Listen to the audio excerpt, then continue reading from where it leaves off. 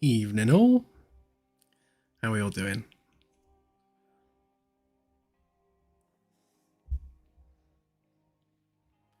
Thank you for the messages. Yes, so yesterday, sadly, we had to have my cat Pip put down. 2 weeks ago, she was diagnosed with a mass in her liver, and we had her on steroids, and we hoped that she would last longer than 2 weeks. But she had huge amounts of fluid buildup in her abdomen. She'd literally swollen up to the point where she was like a solid ball of fluid. And she started throwing up blood yesterday, so we got her straight into the vets in the morning, and that was that. And I don't know whether this is a good thing or a bad thing, but literally the day before was her 14th birthday, so yeah, she made it to 14 and 1 day. In fact, 14 and 10 hours, something like that.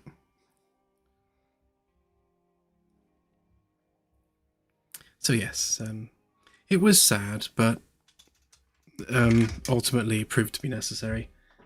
There's no way we could have left her suffering the way she was. Yeah. Typically her, though, like she was a very territorial cat and quite feisty at times, and her passing was the same as her life, in that they actually had to euthanize her twice. Like they injected her with whatever the stuff is straight into the kidney, and she she just kept on going. So they had to inject her a second time in the other kidney. So yeah, she fought right till the end. Yeah, she was also the runt of the litter. She was half the size of a normal adult cat her age. So you know, cats that have cats that are runts and things don't tend to last very long. So she did well, considering her other issues.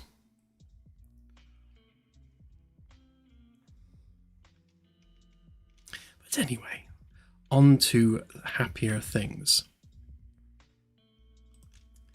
So I've been working on optimization with a whole bunch of stuff. And at the moment, I'm trying to optimize Lumen.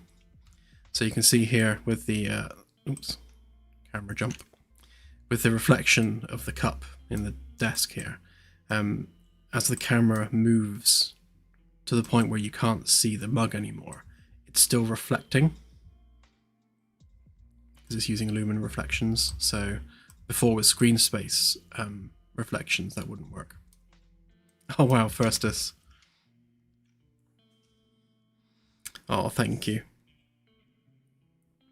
We've ordered a cremation and a nice urn for her, so yeah, that will really help. Thank you.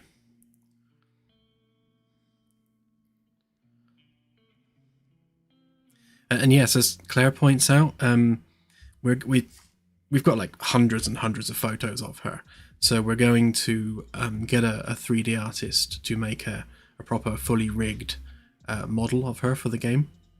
Fortunately, we've already got a really good animation pack for cats. So, the same one that Jonesy's using. So we'll have a Pip, and I'll probably have her, hanging around in my quarters on the ship, which would be very cool.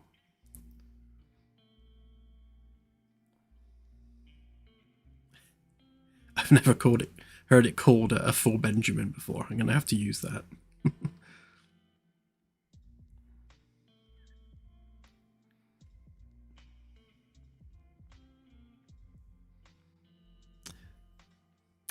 Yeah, exactly that, Mike. I mean, when you know. I mean, like a week ago, having her euthanized was the last thing on my mind because she seemed fine, and she was still trotting around quite happily. And like literally within 7 days, I went from of course we're not putting her down to how could we not at this point. It happened really quick.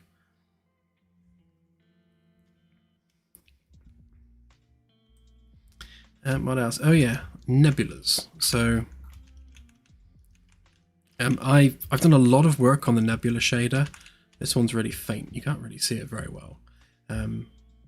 If I turn off that one and I bring in that one,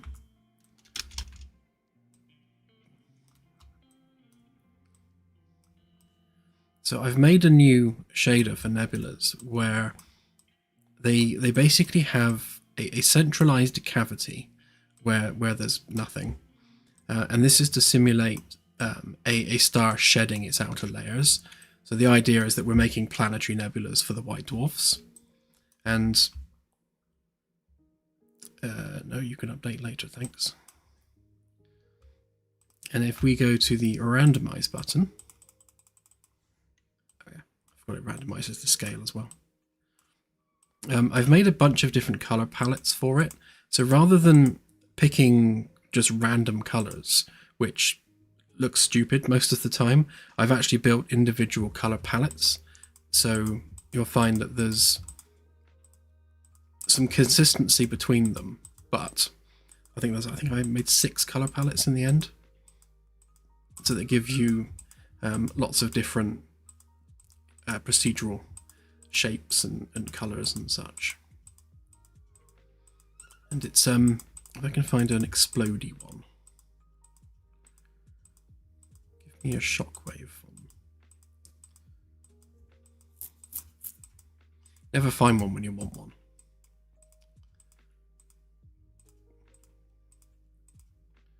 Oh, yeah, that one would example it. So the internal cavity within the nebula is obviously a sphere where it doesn't actually render the volumetric effect. But as it's fading between colors, I wanted to simulate the shock wave of the star releasing its outer layers. So what I've done is I've tied the blend between the different colors to the leading edge of that cavity in the middle. So you can see here where it goes from yellow to red, it creates the shockwave effect around the star. So rather than just being all solid red, it's moving that color transition out so it tracks with the size of the cavity. If we have one like this where we don't have as large of a cavity, it's hitting some clamps, so we get the interior color as well. So the yellow around here won't clamp to the cavity size until the cavity reaches a certain scale. So it's quite intelligent the way it does it.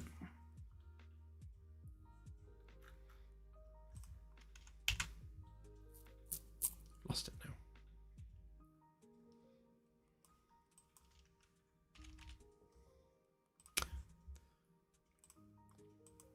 So yeah, I spent a couple of days working on this and kind of tweaking it and fiddling with it, but I'm really happy with the results and how it came out. And I also I looked at lots of real-world planetary nebulas, and I tried to pick color palettes that match the ones from like Hubble pictures. The most common one is the blue green red, I think it was, or blue yellow red. Yeah, this one. So if you look at real-world planetary nebulas, this color palette is by far the most common one you see, and that's because the outer layers of the star they have certain chemical compounds. So as the star releases those outer layers, those compounds glow in different colors, which is why you get the kind of rainbow effect, because all of these are different gases. I will at some point actually work out what those gases are and have that as part of the scanning data, but for now it's just driving the color effect.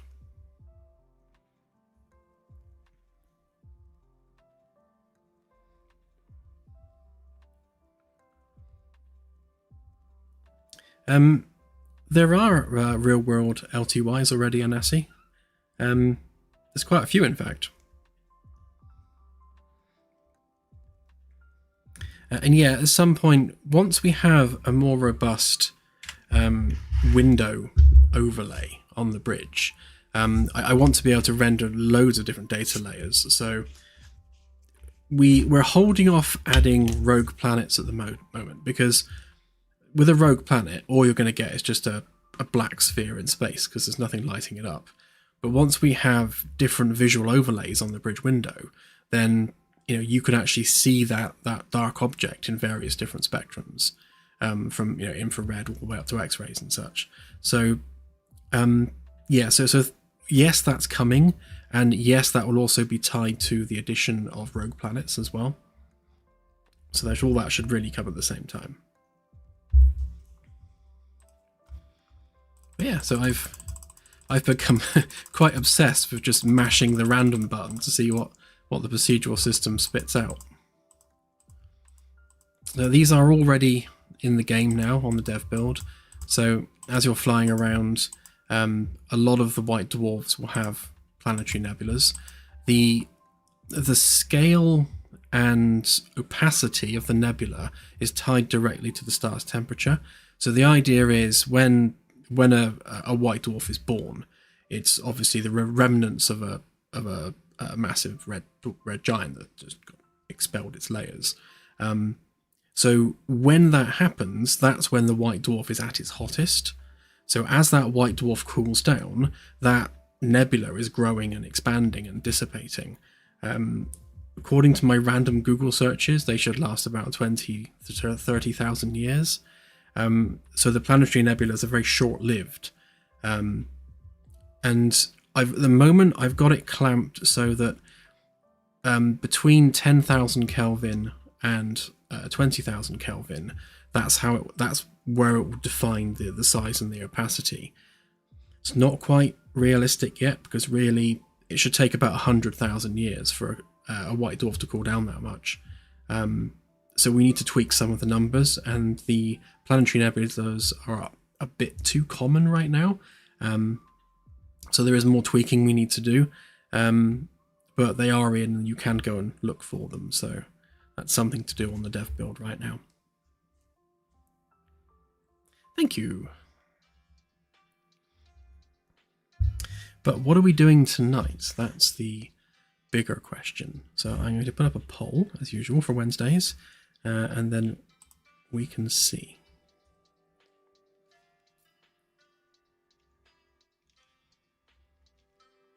They are Festus, yeah, I just haven't added them yet. It should be a reasonably quick process, just to connect the dots, really, just to get it to show up. The surface map expects a certain class of object, and I haven't told it about white dwarves yet, so it's just basically waiting to be wired up.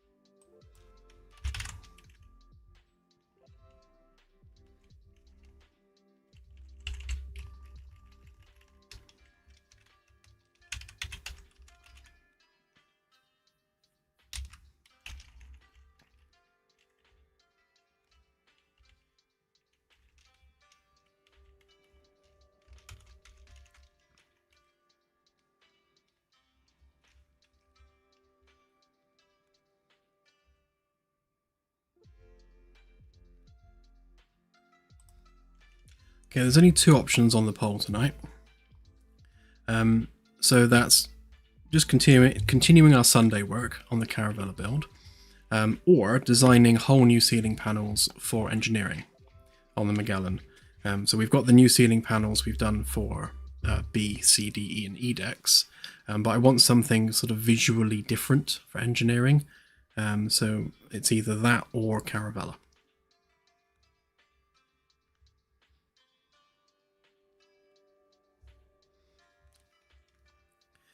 Yes, the nebulae are 3D. So if I move the camera around, you can see you can fly through them.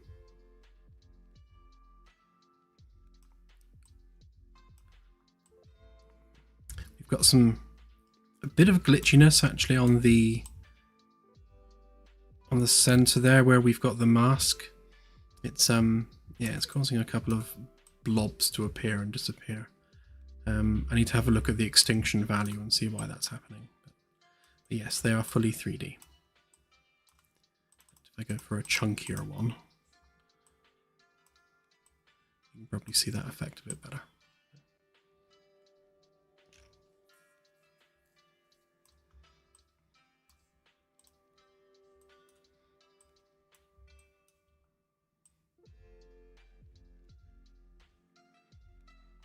And obviously the white dwarf star sits right in the middle of it all, in the cavity where there is nothing.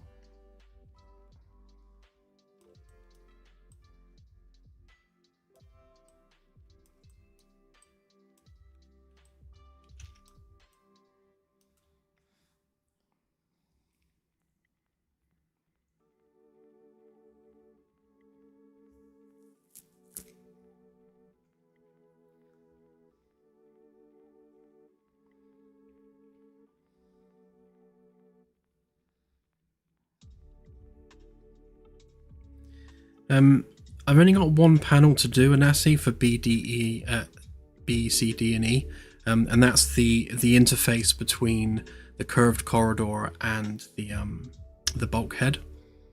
I haven't left myself enough room to do the curve that I want to do on the lighting ring. I might have an example of it here. Hang on. Pick a window, any window.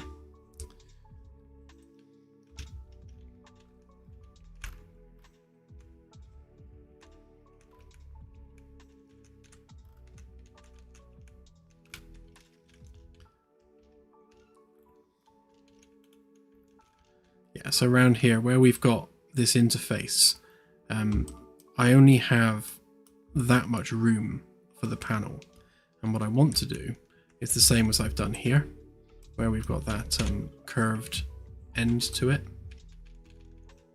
So I just need to work out how I'm going to do that. I might do similar to what I've done in this case, where I've extended the floor all the way across, and the same with the ceiling. So it is slightly different here in that these bulkheads stick out further, but I might make that ceiling panel just overlap the two of them and just be one big panel. And I also need to remember to include a triangle of white paneling there just to fill that gap. So yeah, other than that, all the designs for these should be done now. I also need to sort out the MIP mapping on these ceiling lights because they get a bit twinkly in the distance. I've added like a texture to the lighting panels. Figure that makes them a little bit more interesting to look at than just a flat white color. I like diffusers, you know, basically like a diffuser glass on the panel just to spread out the lighting a little bit. But yeah, I need to stop it dying under the MIP mapping.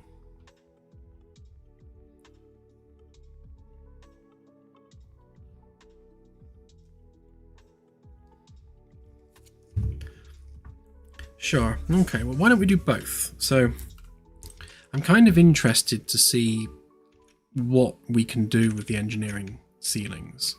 So right now it's using like the habitation deck style ceiling, which is just not suitable for the chunkier, more angled aesthetic that we're dealing with for engineering. Plus it's got the wooden trim and everything around it, which we don't want. So I think I'll lose the wooden trim, make them less curvy. So the engineering ones are very kind of sharp and angular. So I'll do something similar there. And then maybe try something different with a panel. Yeah, I'll have a think on it. We can play with a few different designs and see what we come up with. I'll keep them the same size and everything, so they'll have the same depth to them. And I can just use the same metal grill and lighting fixtures and everything. So really it's just the white bit and the lighting bit that we're changing.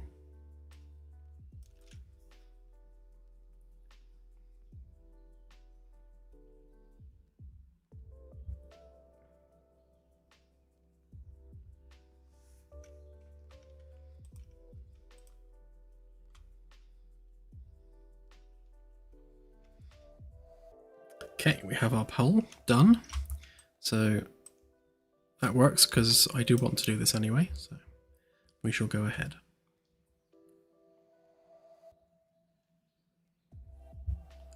That's a good idea. I need to rough them up a bit more as well, so the textures on them, which I've rebuilt to be more performant. In fact, I need to just double check that because I've been fiddling with them again. Where are we? Shader complexity. Yeah, so all of the shaders should now be a hell of a lot more performant than they were. And you can see there's like barely any red at all now because I've removed our fake ceiling lights because I'm currently running with Lumen. I'll see what I can do with enabling Lumen as an option in the graphics settings, because on our 1050 Ti test system I'm getting 30 FPS under normal circumstances, but only 4 FPS if I turn Lumen on. So, you know, on a low end system, Lumen just cripples it. And also, this is running with shadows as well. So you'll see that we've obviously got shadows being cast under the handrails. So all these lights are currently shadow casting, thanks to mega lights, which is cool. That just adds a bit more, just a bit more depth to the scene, having those shadows on there.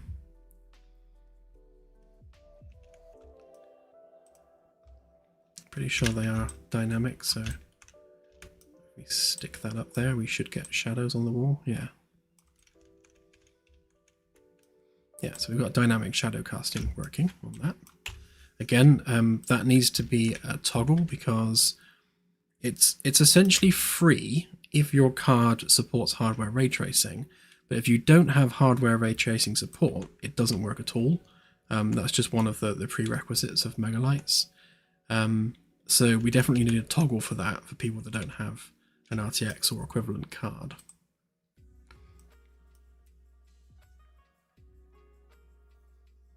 Yeah, for sure. Yeah, so anyway, let's open up the right file. Yes.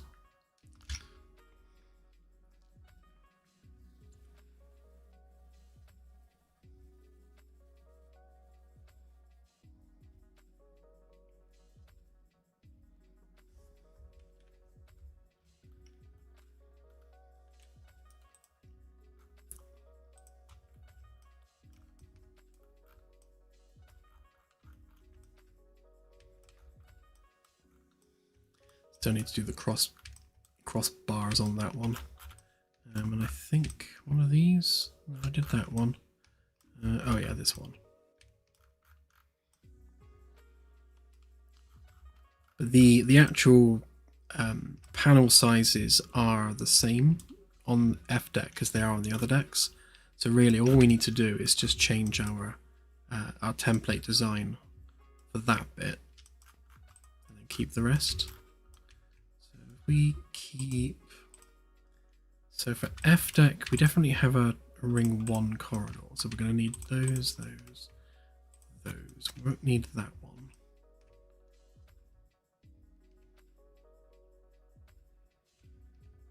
Should be enough. We'll copy these down to F deck.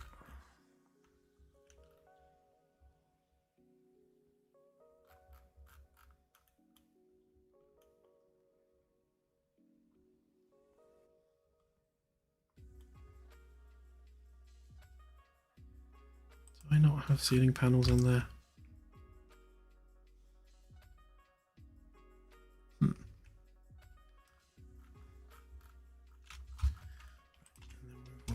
Align them with that.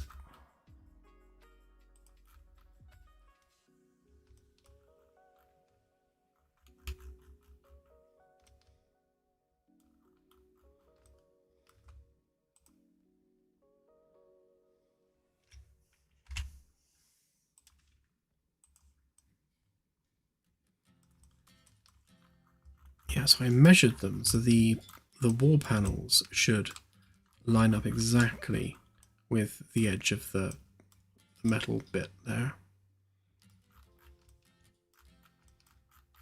Okay, and then we want all of those to be unique.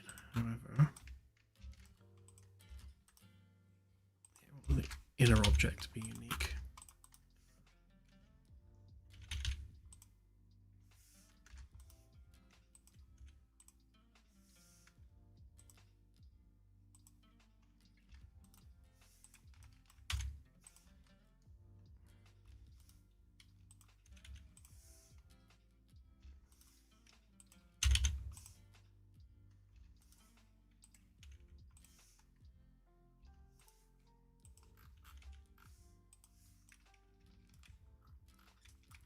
We can edit those without affecting the CDEC ones.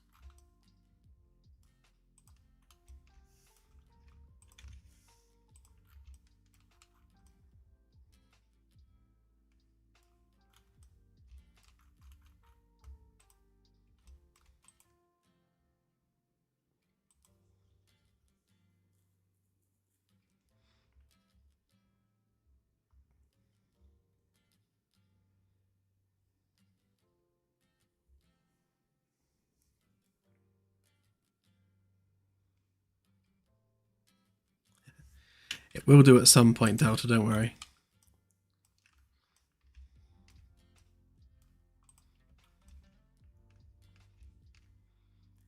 So this is our template that tells us where everything needs to line up to. And then obviously we need to dump the existing design we have for the panels and then go with our more aggressive engineering style. So if we have a look at some of these sizes here, so we've got, I'm guessing that's 5, that will be 2.5, which means this one's probably also 2.5. Yeah.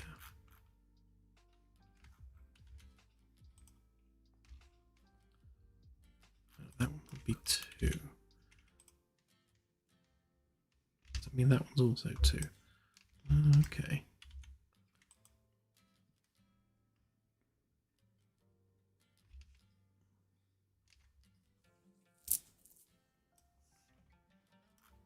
Okay, and the actual plastic panel is thicker as well, so it's only 1 inch thick on the upper decks. This one's 4 centimeters, so it's just shy of 2 inches.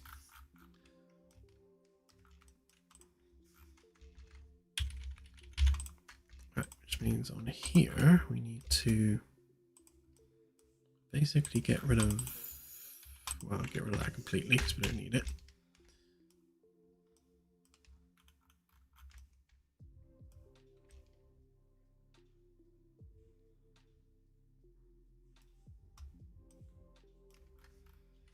So we want them to line up. So come on, camera, you can do it. See, this one is lower down than this one, so we'll want to move that one up a bit to align to that.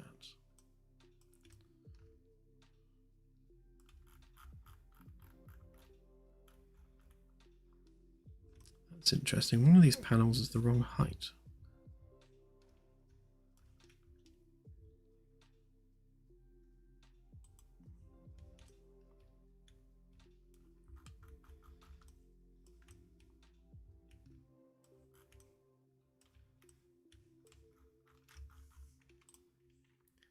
So the reason we have that little bit sticking out there is so that we can align it to the template to know how high it should be.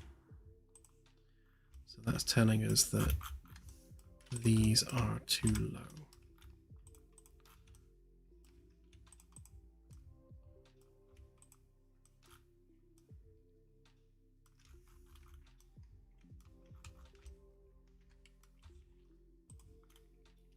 So that needs to line up equally to that.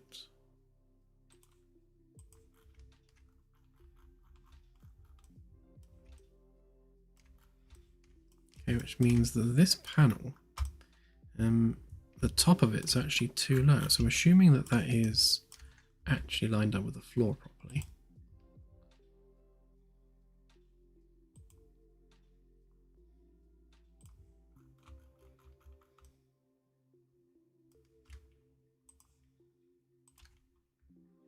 Which it is. So that 1 inch gap there is to make room for the actual floor panel.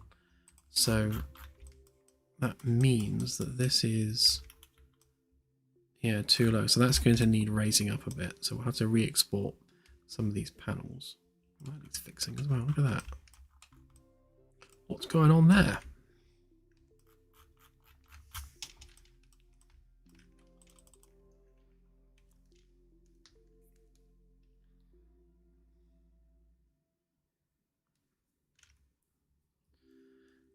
Yeah, we're converting our finalized ceiling panel design for the upper sections of the ship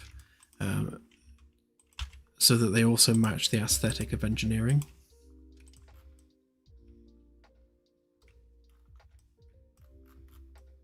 So it is a relatively minor thing, but just need to make sure that we get all that aligned. So,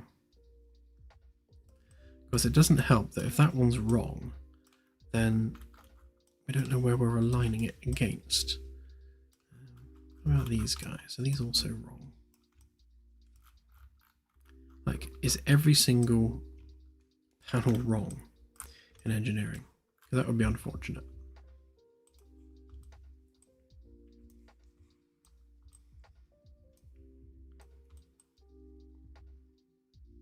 I'm guessing they are because, yeah, the ceiling panels above them.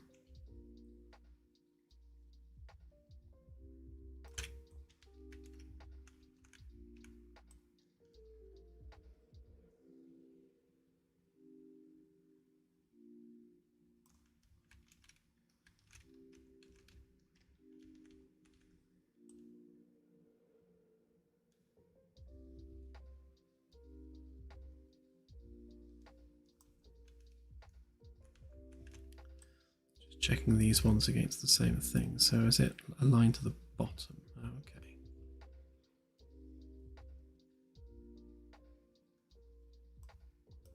So that edge should align to that. This is why we make standards for all of this stuff, so that, you know, if something doesn't look right, you can check it against the standard and make sure that it's like properly aligned. Like that is on the same plane, so we know that we do have the correct alignment, which means that this panel is the right height and matches the height of that one, which on this deck, if we turn on, let's get some of those interior bits. What are we on? D deck. Let's do C deck.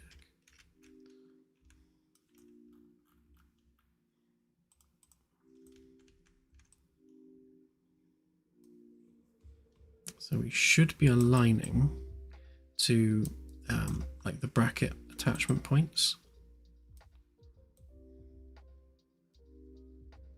So again, that wall panel should be lined up on the same plane as that, which it does appear to be.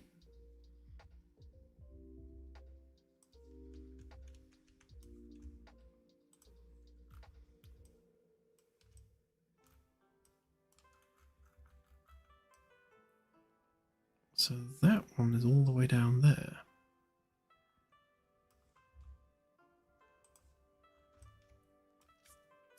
means it is exactly 1 inch too short. So what about on here?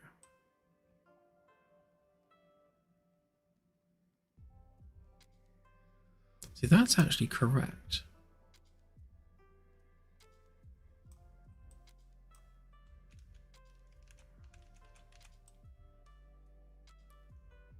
And it's definitely correct here as well.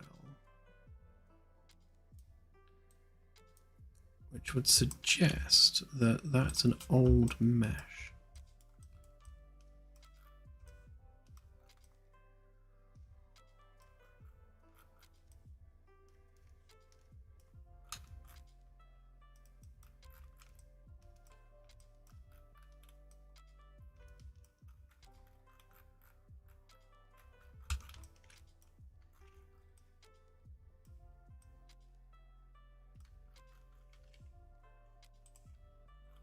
Let's check the height of these ones against those ones.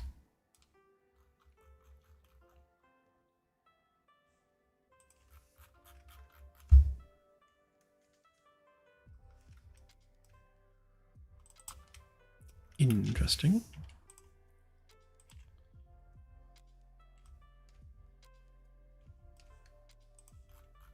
So is it the template that's off? Because that would explain it if that's the case.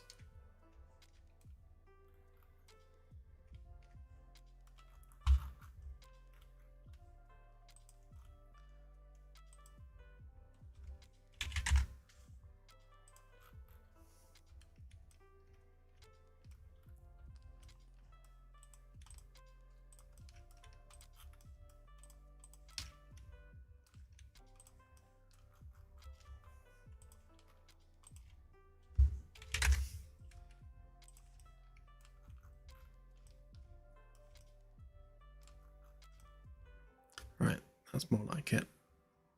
So yeah, so those are now on the plane. So the cause of that little confusion was that this actual template itself was 1 inch too high.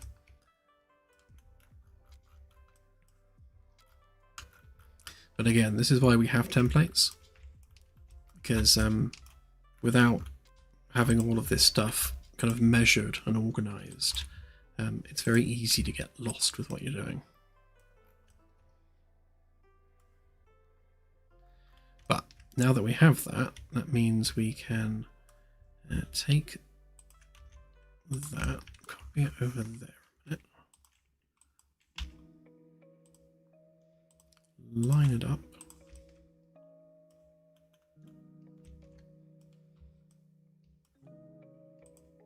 So this needs to be aligned to that. So we're 2 centimeters off. Okay. So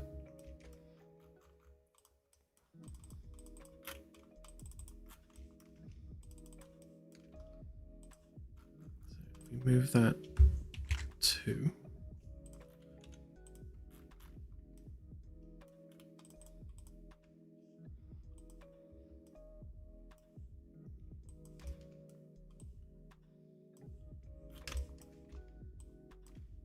Then if we also want that to be the same height, that needs to be down there. So we need a new, more angular join for that.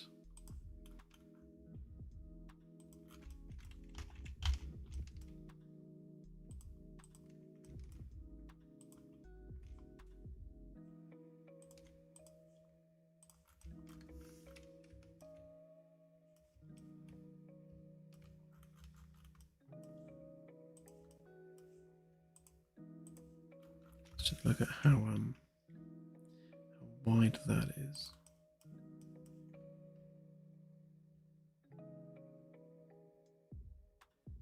To align it to that face. Right. So that goes back 10.5. Just double check that. Yeah, about 10.5.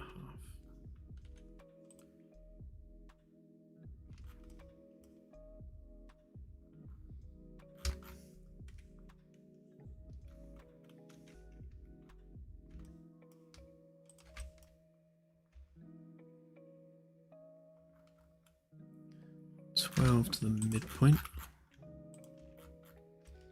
I'm going to try and make the inner edge on this side be as equal to this as possible, so that we have like a consistency either side. In fact, here's what I prepared earlier, so we may as well use this.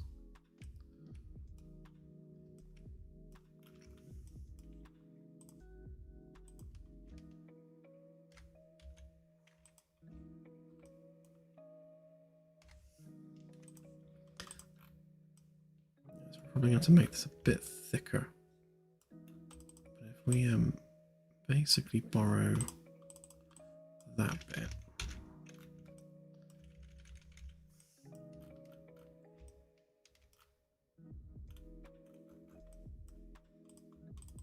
Put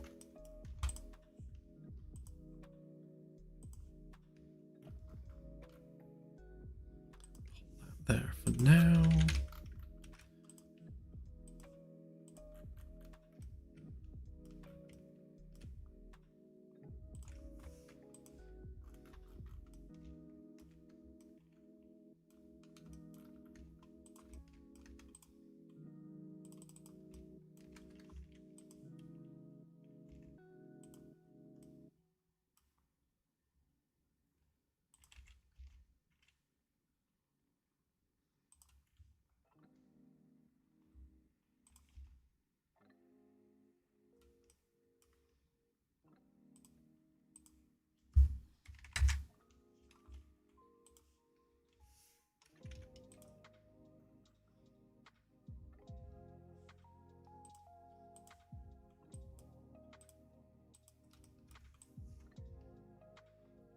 Get rid of all that so that we're not overlapping anything.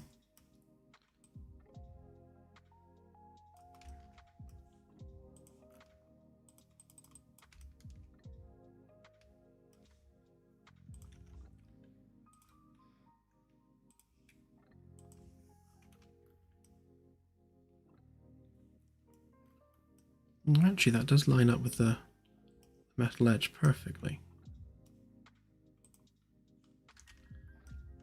That could be useful.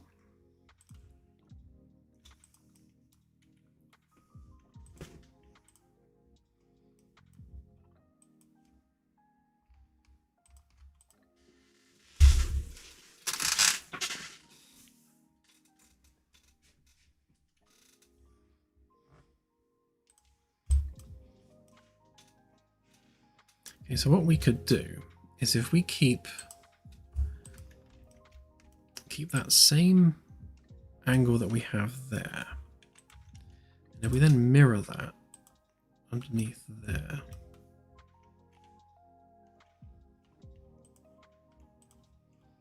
so if we flip it that way,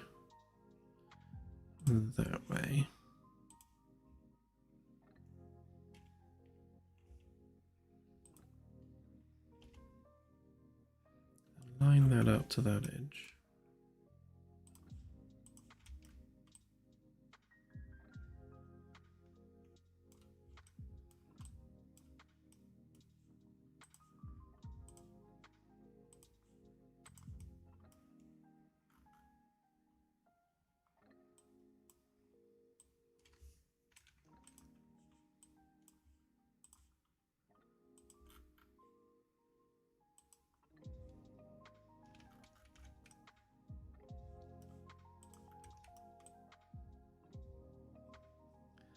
Fix whatever's not lined up properly there.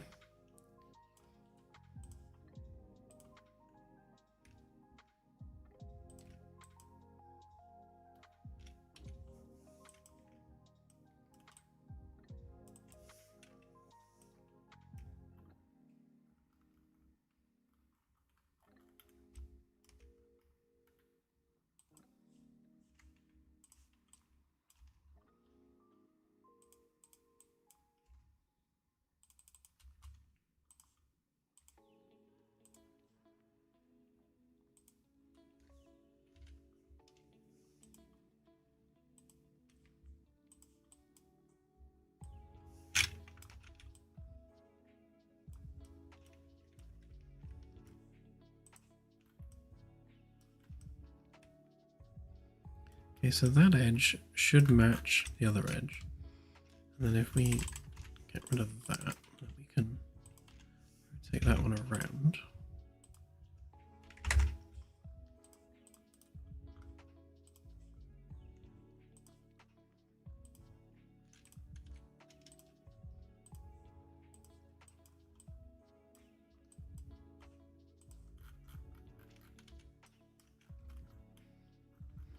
So the lighting panel itself is this one here. So we're going to have to make an indent there just to expose that. What's the angle on this? So that is pretty much exactly 45 degrees. So if we do similar here, maybe go out, maybe 1 centimeter. We'll go 45 degrees there. And the same on this side. So out 1, 45 degrees.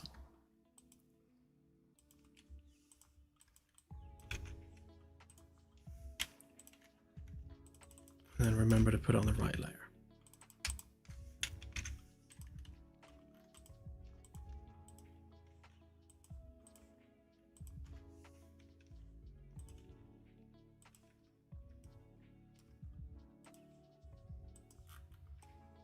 Maybe something like that.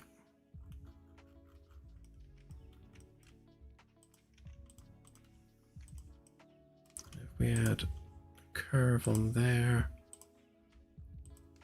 use the same 2 centimeters that we were using on the other one.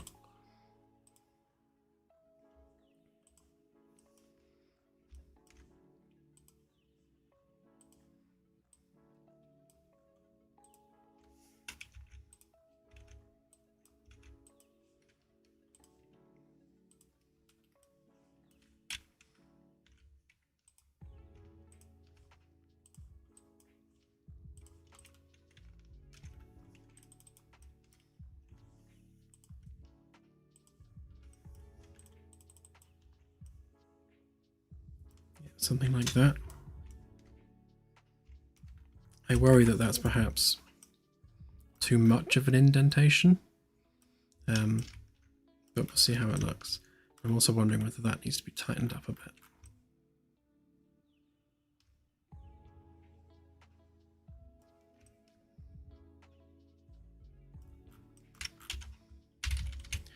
Let's just bring in that a minute.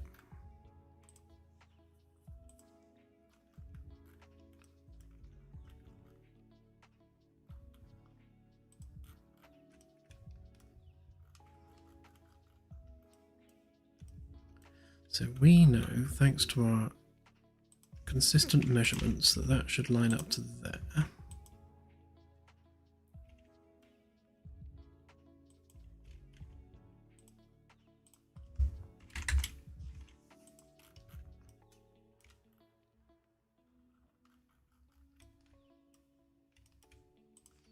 So that should be the same height as that, which it is. Should be same distance apart.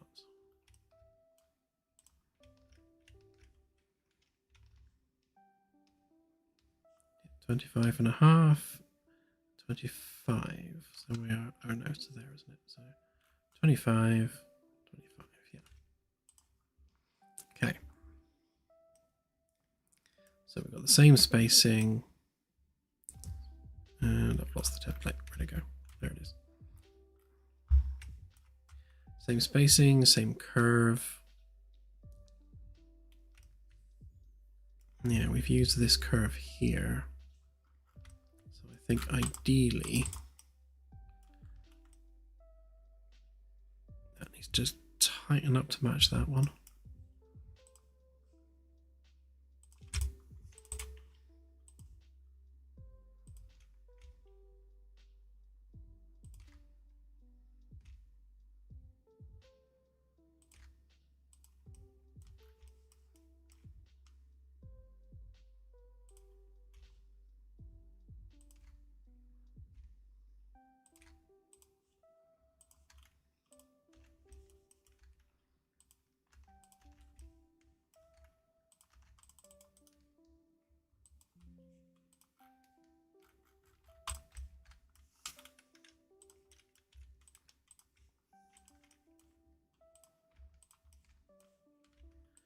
do all these edges together so that they're all the same.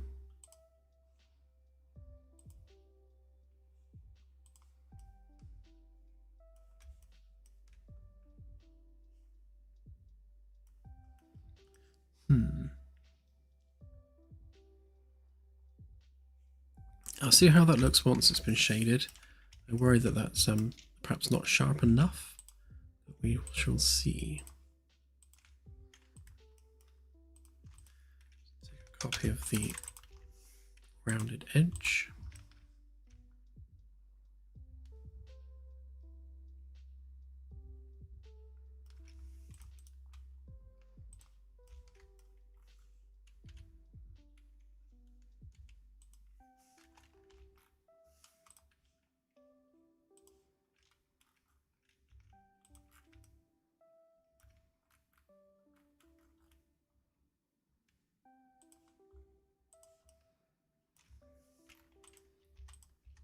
So on this panel, we can delete that, that, that. Just leave our light fixture and make sure that we didn't delete it from up there, which we didn't, so that's good.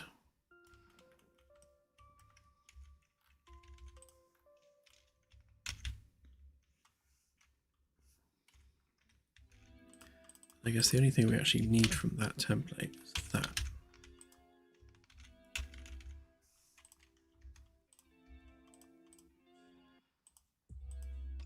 So pop our template on there a minute, move that one out of the way.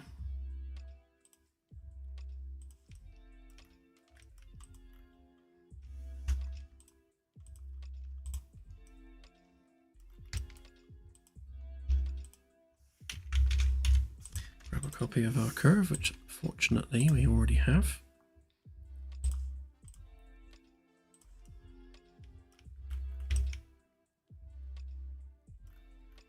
Okay, that gives us something a bit like that. So it's got quite a different profile from the one upon habitation decks. It's a lot more simple, a lot more angled.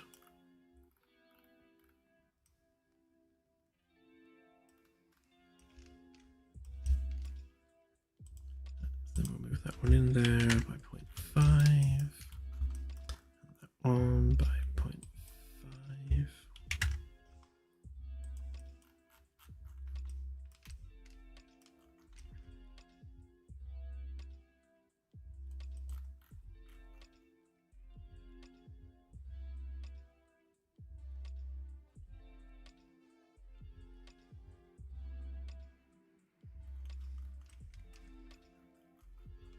Just wondering why actually we managed to get difference in height.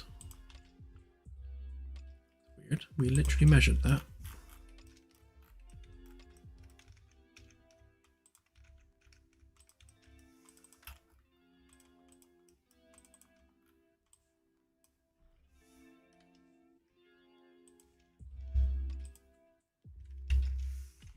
So that should be lined up to that.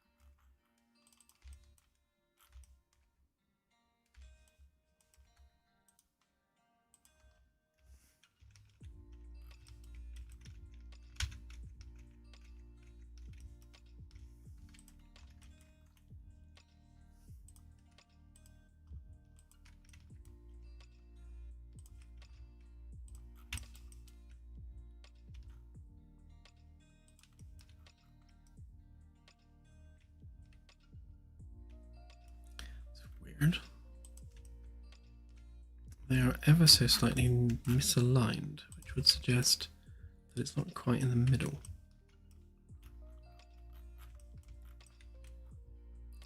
Can't be having that. So that reckons it's in the middle. 28, 28, 50, 364. Yeah, so that one of these curves is not equal. So 59, 364. 59, 364. 55, 950. 55, 950.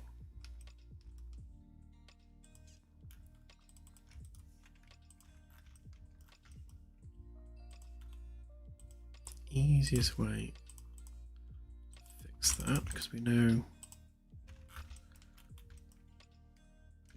that is consistent there.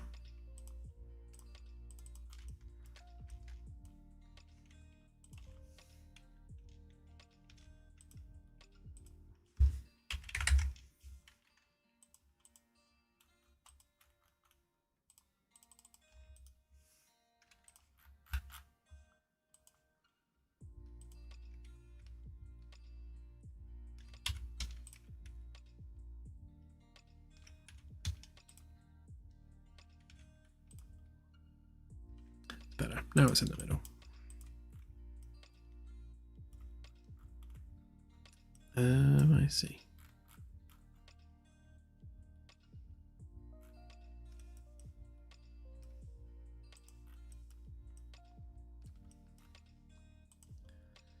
You know what? I'm going to copy that whole thing around. Something somewhere isn't quite aligned.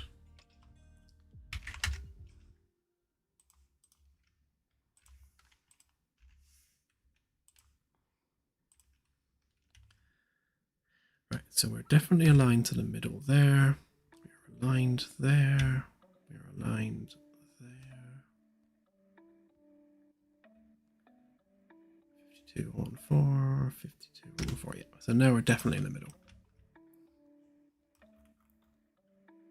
I'm just wondering about smoothing that edge off. But we'll see.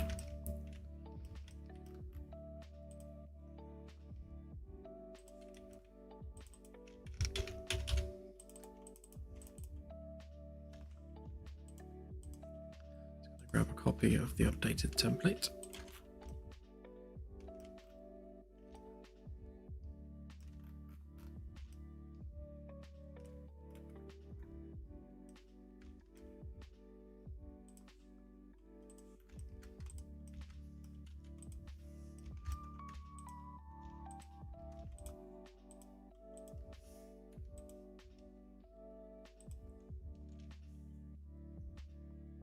Hey, all good, thank you.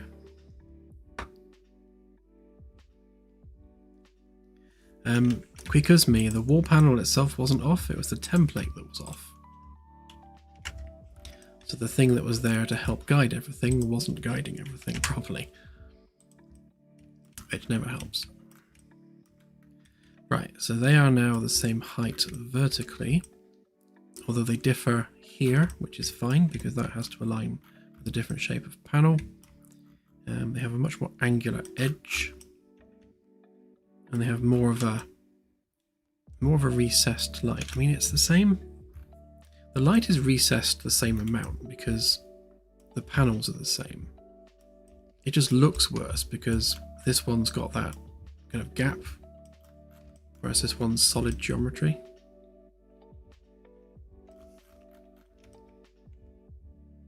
We'll see how it looks. So we need to give that its 1 centimeter edge to everything.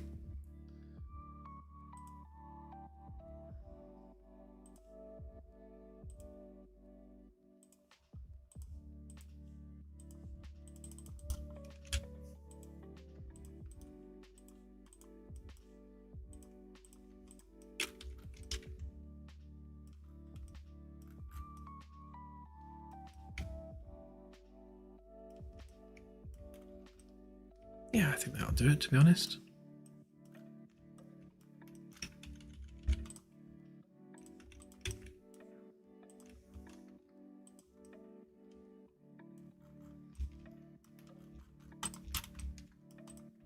Let's fix this bit.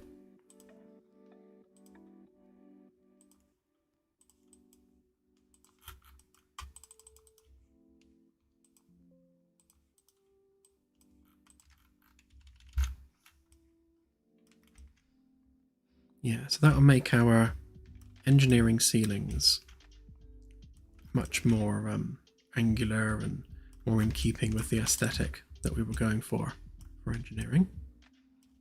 So let's export that one out and then we'll see what it actually looks like.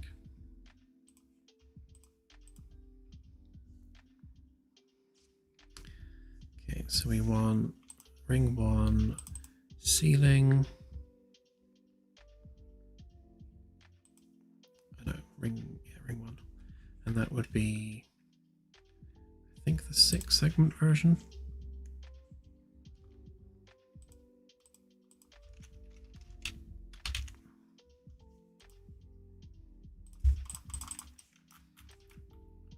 One, 2, 3, 4, 5, 6. Yeah, so that's the 6-segment version.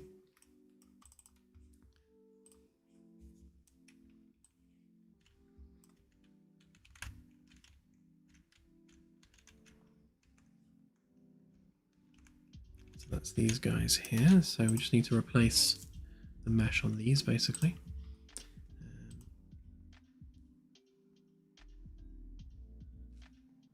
If we duplicate that.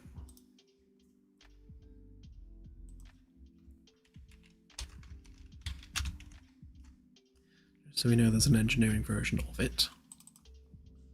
And then we need to grab the actual static mesh. And we'll re-import our new one.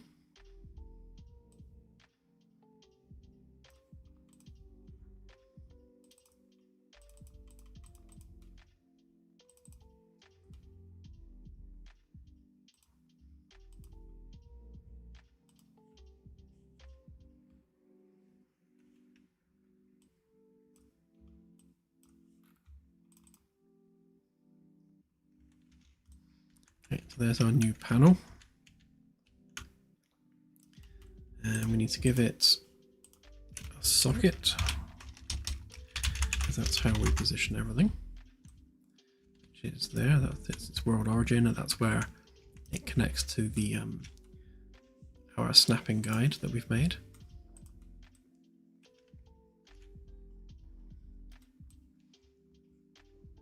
Which we need to turn on.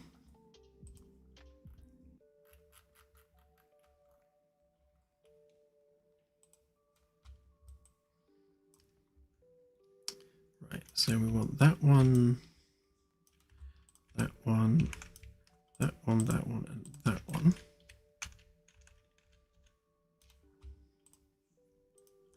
And then we'll go to replace selected actors with that one.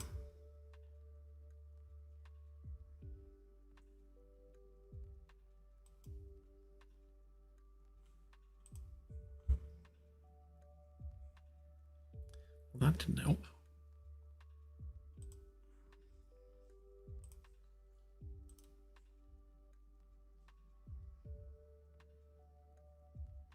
No, we don't want the 5-segment one, do we? We want the 6-segment one. Did I copy the wrong one?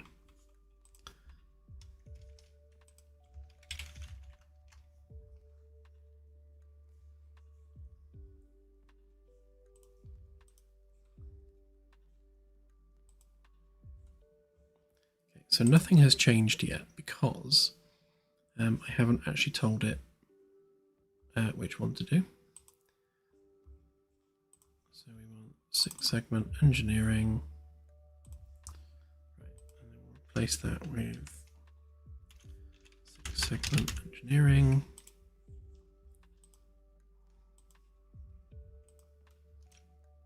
Okay, so there we go. That's the new meshes, which 1, 2, 3, 4, Oh, there isn't a 6-segment one on this. Right, okay, so those weren't the ones we wanted to replace anyway, typically.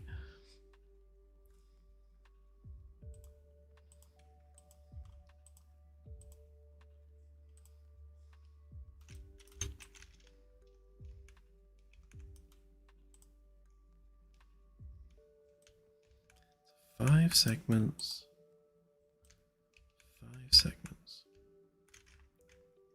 Perhaps it's G-Deck that has the 6-segment version.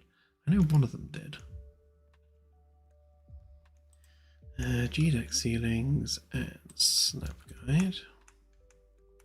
1, 2, 3, 4, 5.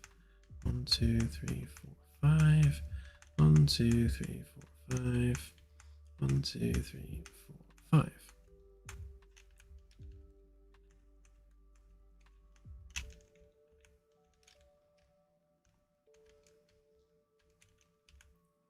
One, two, three, four, 5. 1, 2, 3, 4, 5. 1, 2, 3, 4, 5. Did I get rid of the 6-segment one then? I must have done. Alright, not to worry. Panic not. So we'll keep that anyway, because it's always good to have a 6-segment version one if we need one.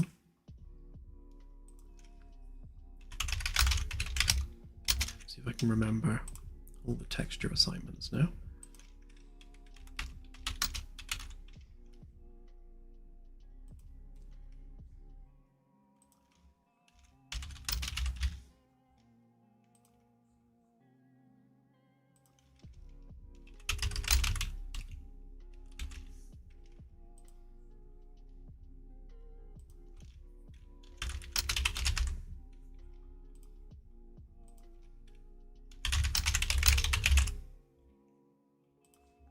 Zah.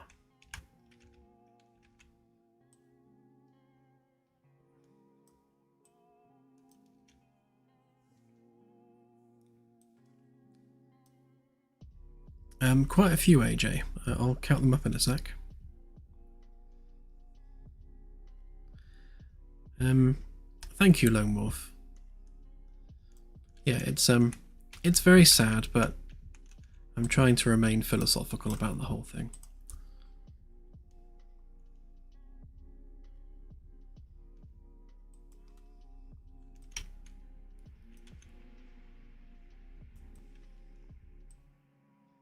I promised I wouldn't cry on stream, so far so good.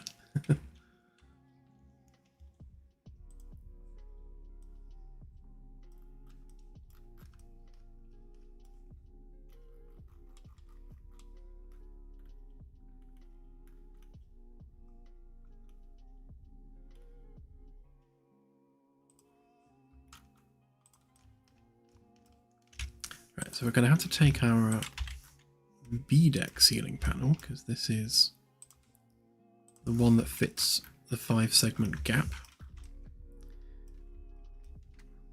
That one is a component, so we're going to make that unique, and also that.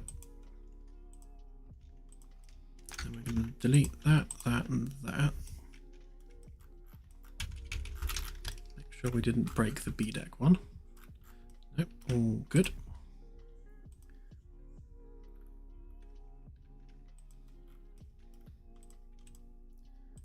These assigned to the right layer a minute.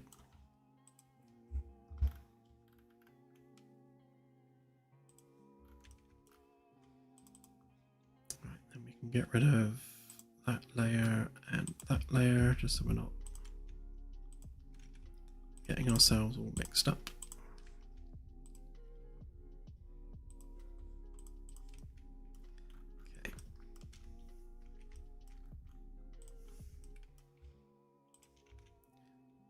Like before, we take our template over to where we want it, which is there. Just align that along with the template.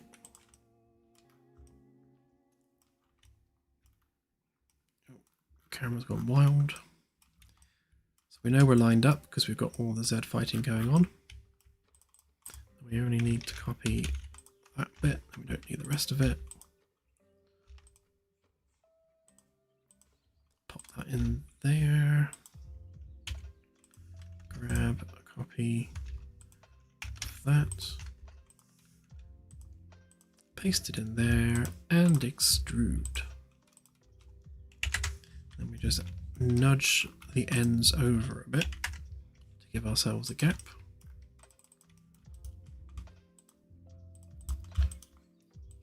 Smooth it all off.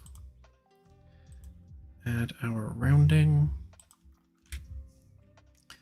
Fix the issues.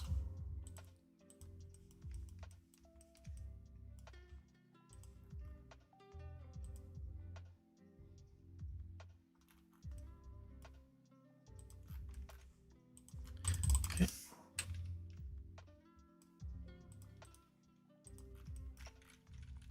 Right, and then just like that, we now have a 5-segment version, so we can now export that one.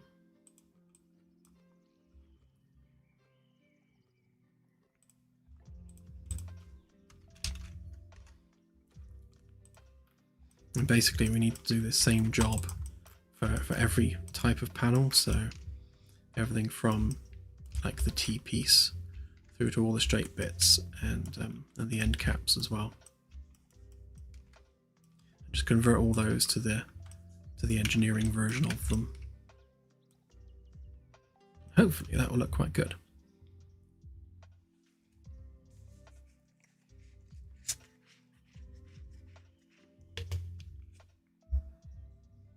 Thank you, CSI.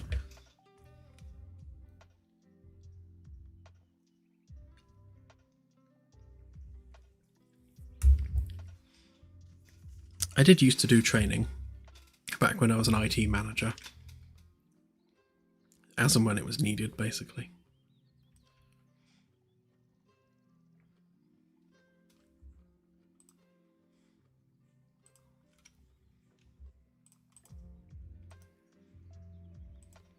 Right, see if we can do this without messing it up. So we want to... So we'll get rid of that one, because that will have the wrong panel, light panel size and everything on it. Just wait for Unreal to sort its life out. There we go.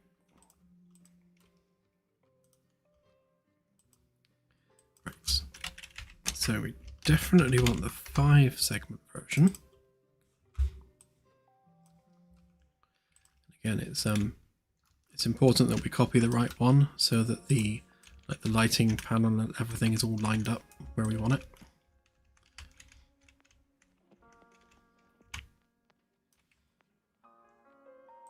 Okay, then we'll take our ceiling geometry, import our 6-segment.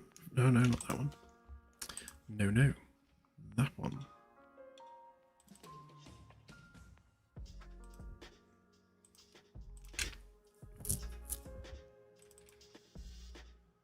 Hey, Zotbox. All good, thank you.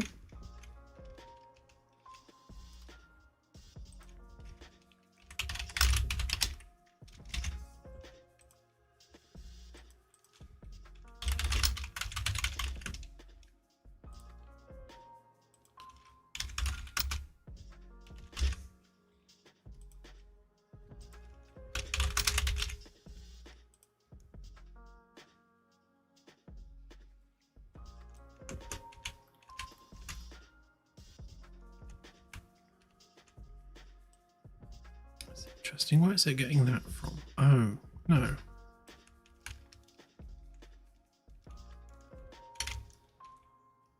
There shouldn't be. Oh, unless it's this.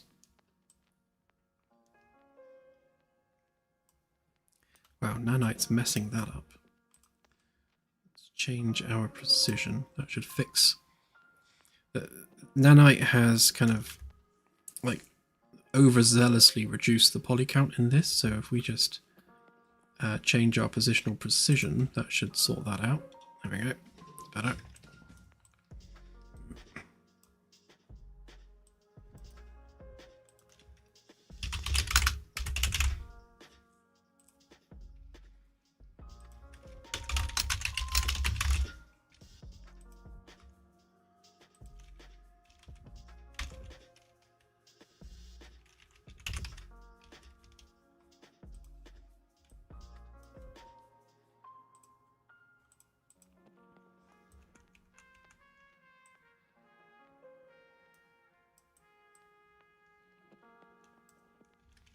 Okay, so it is the wire using that.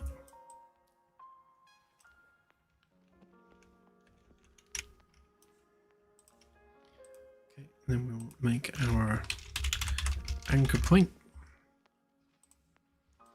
Ooh, and give it some collisions actually. So we'll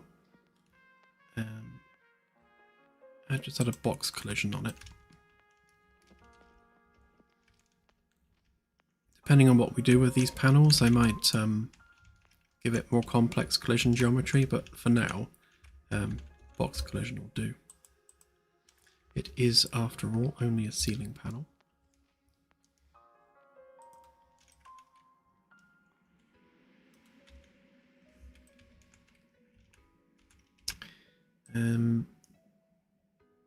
Right, so all of these then should be using that same actor. So I'll do this one curve at a time, just so we're not messing it up too much. Right, so we want the 5 segment version of the actor. So we want find the actor, engineering version, and replace those with the engineering version, which looks the same, and that's fine because we want it to look the same.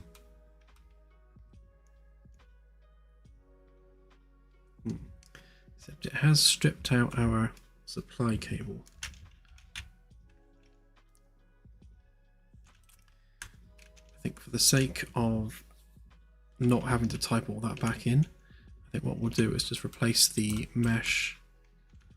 Yeah, we'll just replace the mesh on these actors.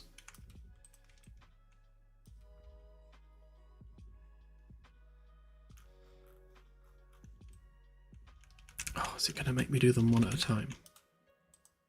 Of course it is. Okay.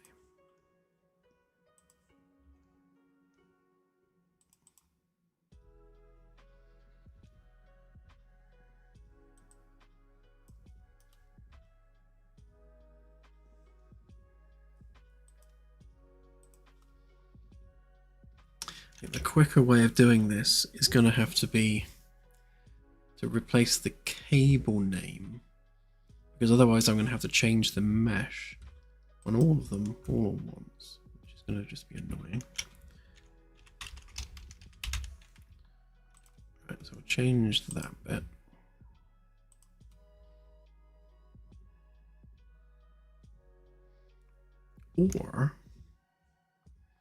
Or we do it more intelligently than that.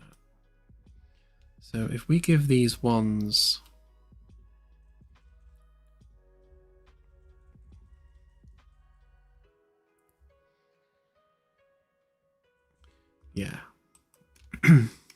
just thinking how to do this all at once. So on the parent actor, if we add a new variable for engineering style, we just expose that.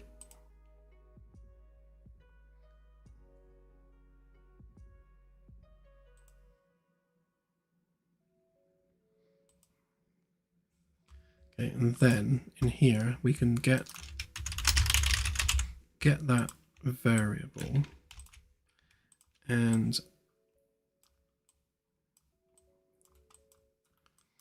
if it's false we'll do nothing for now. Oh, actually no, this is per panel, so no, it's fine. So if it's true, we'll set our geometry, so set static mesh. But we won't use a branch, we'll use a select instead, because that's even cleaner. Then we don't need 2 versions of that. So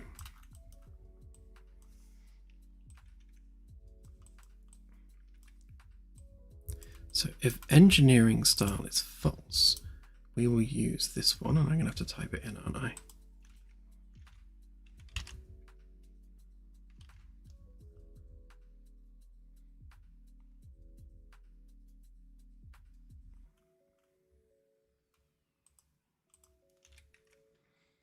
String 1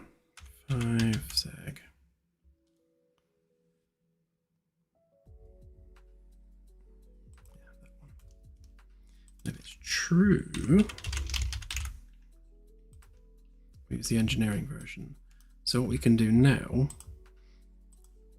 is by default, it will use the older version. But if we click our new box, it should swap it.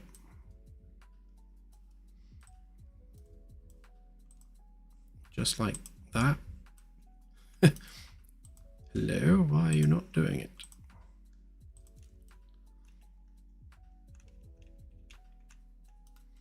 Did I do it on the right actor? Because no, I didn't. Hilarious.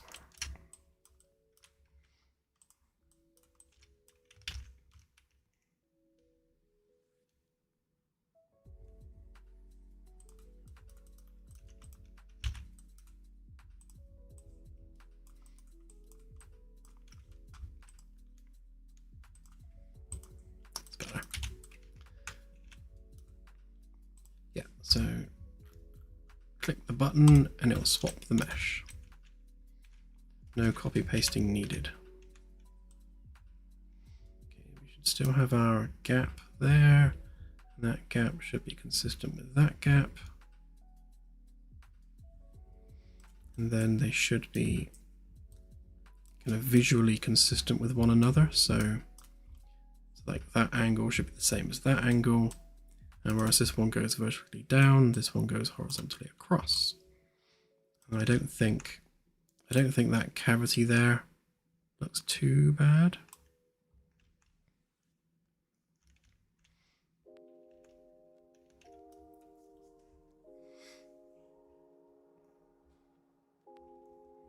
Sorry, I've not been keeping up with chat.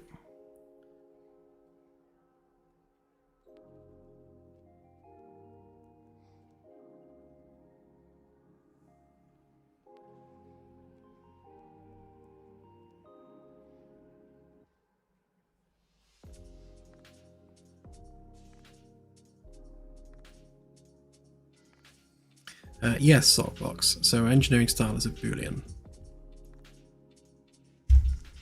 Yeah, so all we need to do now is just go through all the rest of the panels that we want to be engineering style. We click our Boolean and they automatically update. Just like that.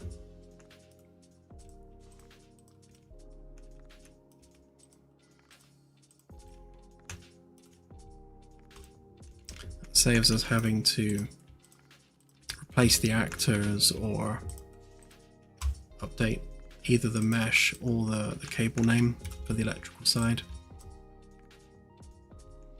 And also reduces like folder bloat, because otherwise we'd have to make separate actors for everything. So that means we can go back into the folder that contained it.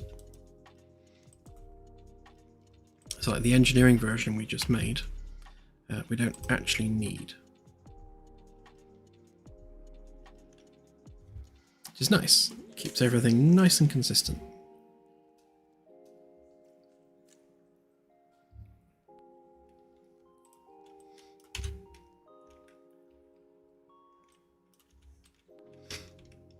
So then the problem that remains is, do we like it or not? Let's add some more of the F-deck geometry in.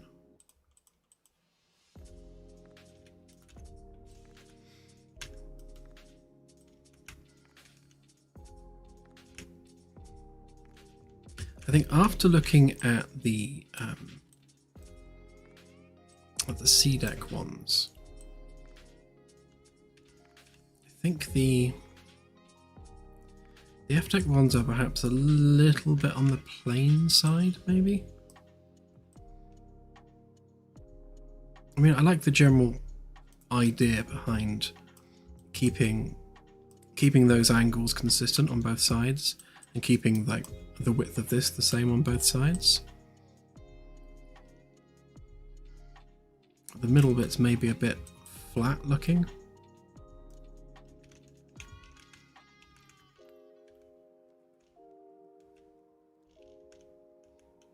Perhaps I'm overthinking it.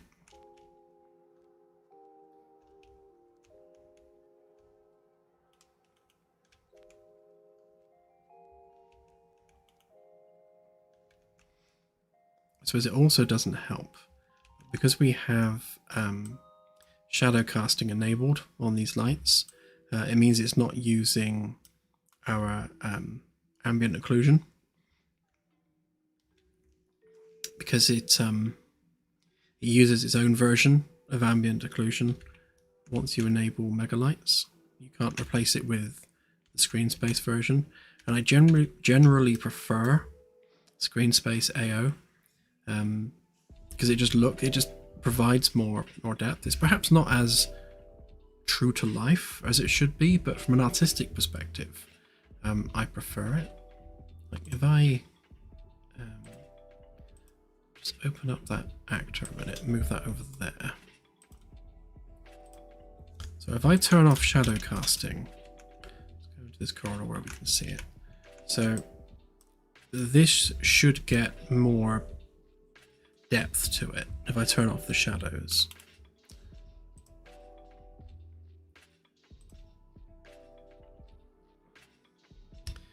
Or the opposite of that. I don't actually have that enabled. So screen space bent normal 0.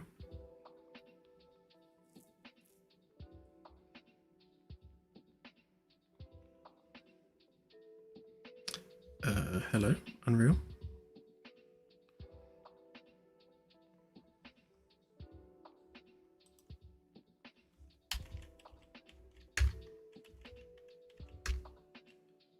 Okay, yeah, so that's with SSAO off, and that's with SSAO on. So obviously this is still Lumen, but it's using screen space AO on top of Lumen. And then if I turn on Megalights shadows, I suppose it does add more depth to it. In previous experiments with that, it killed the AO, but lost the depth. But that's actually not too bad at all. Indeed.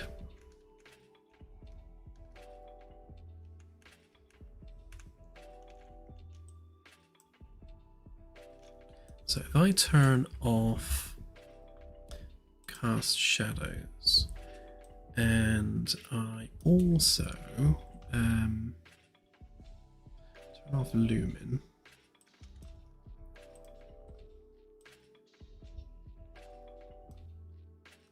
so go back to screen space reflections and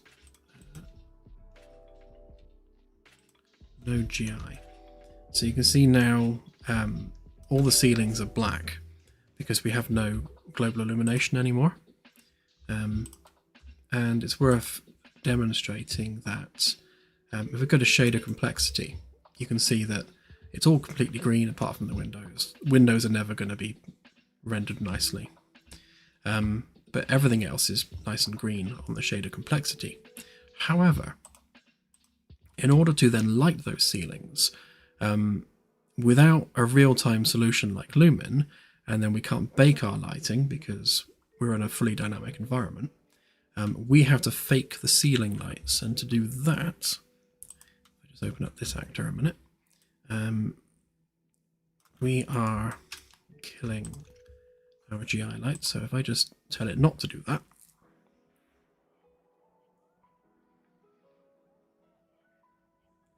let's wait for that to compile.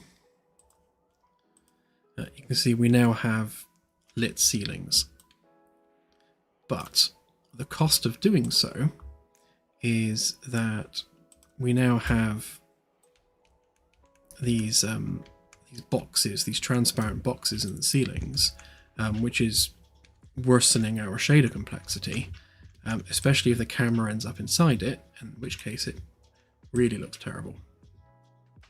As long as the camera doesn't end up there, we're generally okay. I mean, the character height's like here, isn't it? So it's not brilliant, but it does light the ceilings in a hell of a lot cheaper way than Lumen.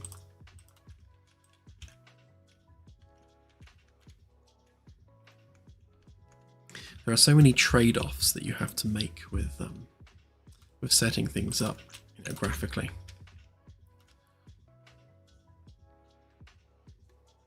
See you both.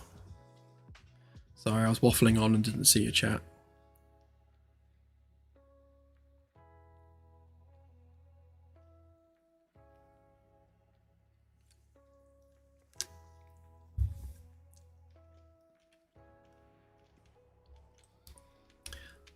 Yeah, so, ultimately, we want Lumen enabled. We want full real-time GI on machines that can handle it.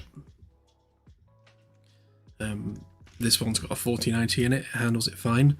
Our 1050 Ti runs it at 4 FPS. So, yeah, there's definitely a scale of support that we'd have to have a look at with that. The challenge from my perspective is that in order to turn Lumen on, because we can just turn Lumen on. Where are we? So if I just enable Lumen, like bang, Lumen's enabled, easy. But at the same time, we still have those fake uplighters present in the game world. So we now have to go and connect that back up to destroy those uplighters. So that it's not a simple toggle, turn it on and off. We need to go through and jump through a few hoops in order to then sort of tune our lighting scenario to take Lumen into account. And there's also things like stopping these meshes from injecting their light into the scene, because Lumen uses emissive surfaces to cast light.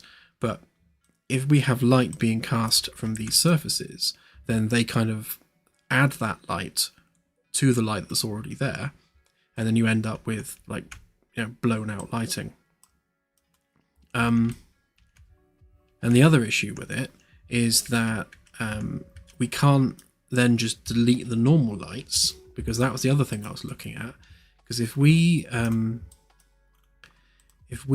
enable those meshes as a light source and just make sure they inject into the illumination cache, but then we also take our main lights and we kill the main lights,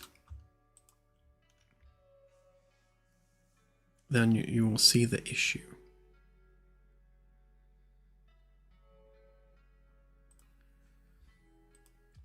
So this is now the most performant that we can have. So if we look at our shader complexity, so there's our shader complexity, looks fantastic, apart from the transparency, which again is always going to look pants. We can also look at our light complexity, and as you can see, the light complexity is like nothing. It's just, there's no light complexity there at all because there are no lights. And yet the scene is fully lit. So what it's doing is it's taking the emissive light from the material itself and then using that to light the scene.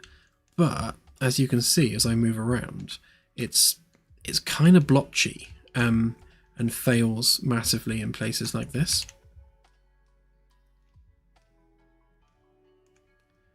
I mean, it's doable, but again, not without its issues. Although the nice thing with this is, there's literally no lights at all.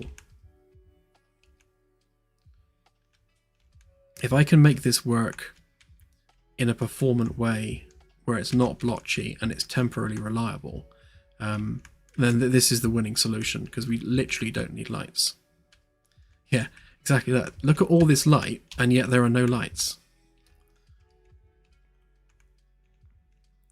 If you find that if you like move the camera around really quickly, obviously we're passing in and out of the hard capped Lumen range with this. And nebula, hello. Now if we fly down inside here, you can see that then again we start to have some issues, because these spotlights they don't have a large enough surface area to inject enough light into the lighting cache, so you get nothing. And then these stair lights become way too bright and just light everything up blue. And then you get some issues in some of these rooms as well because they don't light up properly.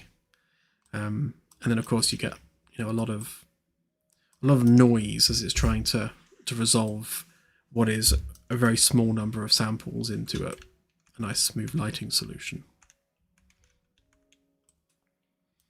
But it's a shame that this isn't more robust, because this could be really good.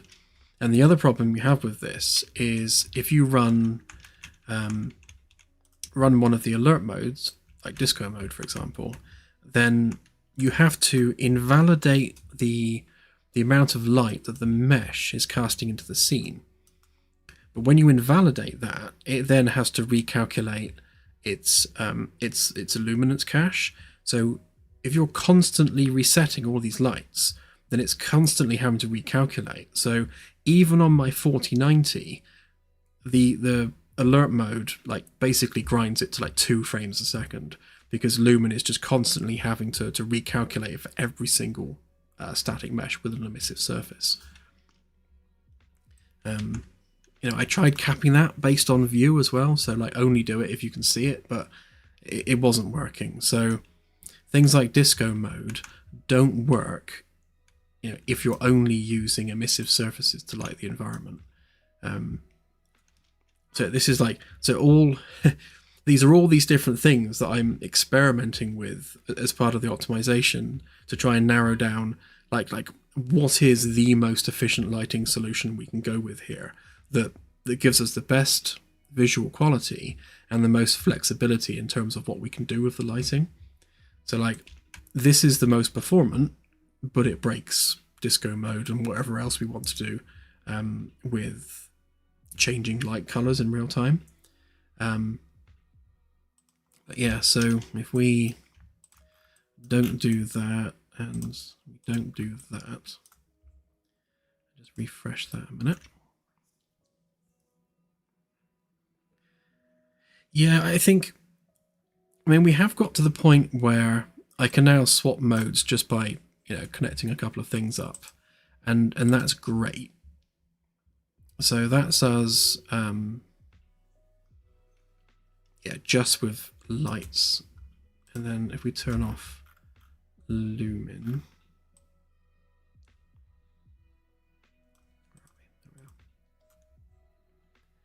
so this is the static mesh mode. So this is where we have physical lights casting the lighting, and then the fake up lighters lighting the scene, lighting the ceilings in the scene. So that gives us all these red ceilings, which we don't like, but at least everything else is green. And this is the biggie, and this is why we have such a big performance hit normally, is if we now look at the light complexity, remember with Lumen, it was all black. And this is our light complexity just with using our rasterized lighting. As you can see, it's madness, absolute insanity. And I've tried to cap this a little bit more, so you can see that as we move the camera in and out, we are turning those lights on and off based on their distance from the camera. So, there is a whole bunch of optimization going on, but because there are so many lights on the ship, I mean, look at that. That's just the entire frame is just overloading the pixel shader, which is why our lighting is by far the heaviest thing on the ship.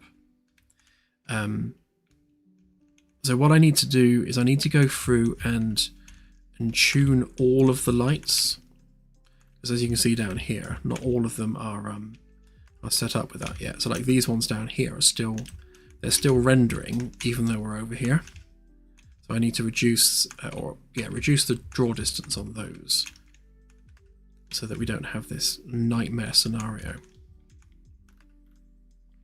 But yeah, when you're actually on the ship and you're going around corridors and things, the whole thing just looks like this. But, and this is the crazy thing, even with light complexity through the roof, it's still quicker to run than Lumen. So Again, that 1050 Ti can run this at 30 FPS.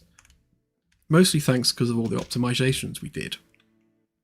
But yeah, it runs Lumen at 4 FPS. So again, it's all just balancing acts.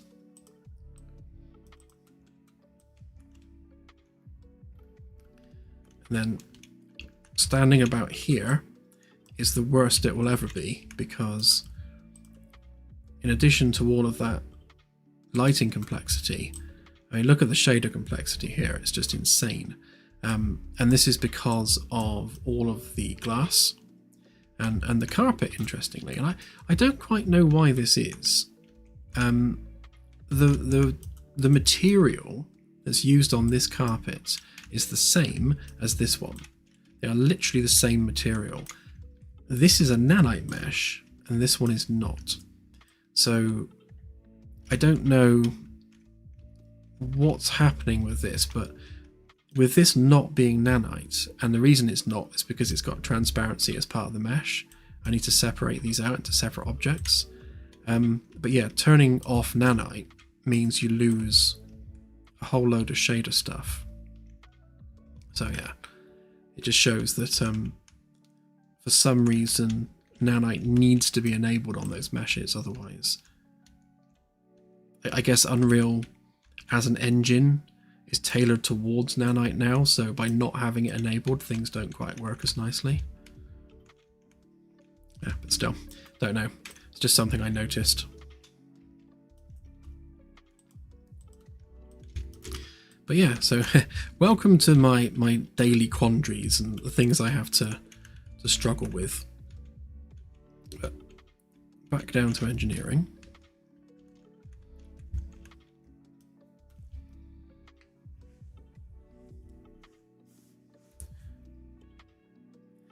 Yeah, there's no point having movement sensors. I mean, the optimization we've got already takes a lot of that into account. So it knows what deck you're on. So if you're not on the same deck as the lights, then all the lights are turned off. That is just, you know, across the whole ship. So it knows where lights should be on and where they shouldn't. And also individual lights have their own view distances. Like if you click on a mesh here, you'll see that we've got the max XY render distance. So we're already telling each mesh how far it should render. And I wrote a little tool here, so I can, you know, wherever we are, I can work out how far away is that actor, so that when we do our optimization, and you know, taking into account like the attenuation radius of a light, so I can look at that actor and think to myself, right, that doesn't need to be visible beyond this range. So at the moment it's set to 40 meters, so 4,000 centimeters, and really we could probably get away with 2,000 on that one. So we can optimize this mesh by like cutting its view distance in half, and it should, you know, you shouldn't notice because you can't see it most of the time. Even over right at the back here, where technically you can still see the attenuation radius of the light, so we can still see the influence of that light, but we're still within 20 meters. So if we were to set the cap at 20 meters on here, which we may as well do while we're here, you can see that mesh will now stop drawing when we're beyond that range. So that's just, again, one of the many optimizations we do, which makes something like this possible. Because if you don't, you know, the game engine could not handle a starship of this size with, like, you know, every wall panel, every ceiling, every floor being unique objects. There's so much geometry going on that without all those optimizations, it would not run. But yeah, we're constantly pushing the boundaries of what we can get away with that. Right, anyway.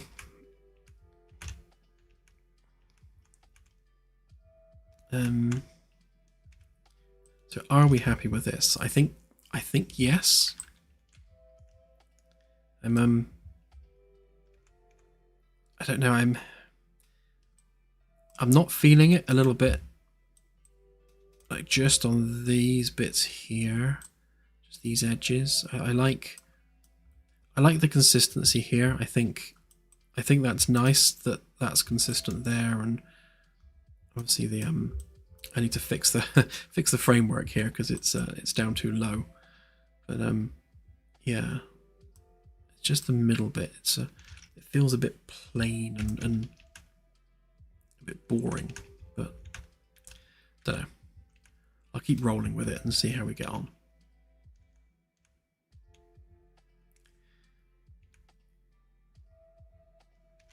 I wonder if I put like a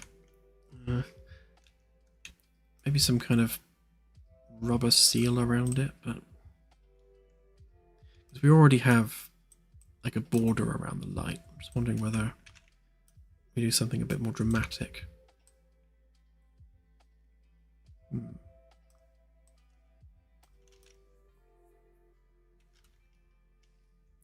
This is where Claire will be shouting at me, like, stop labouring over the fine details and get on with it. But I have to labour over the fine details. It's who I am.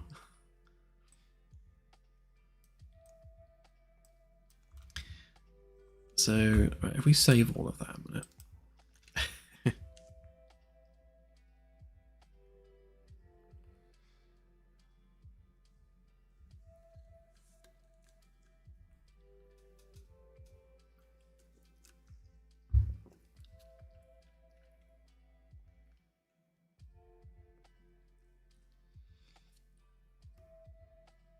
Say what?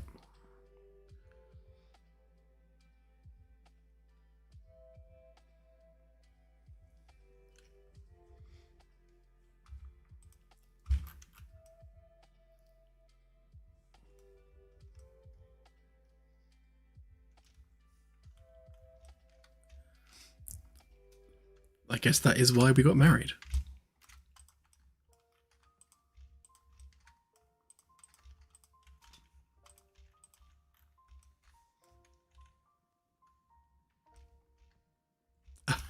Yeah.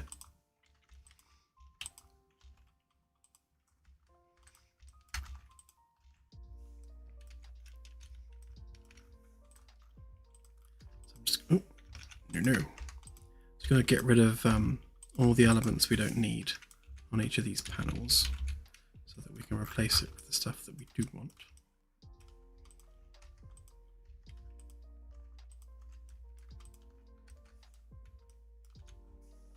Let's get rid of that floor template because it is in the way.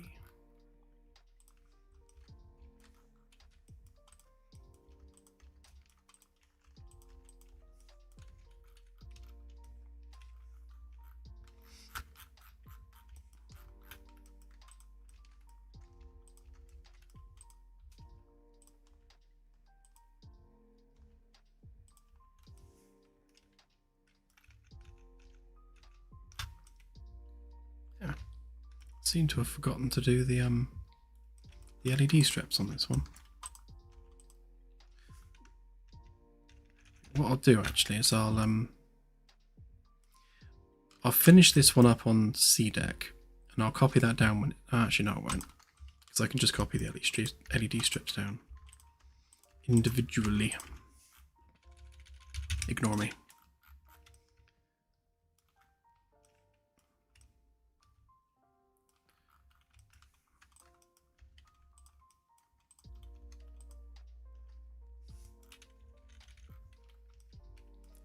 I'll do that one last because it's going to be the most complicated one.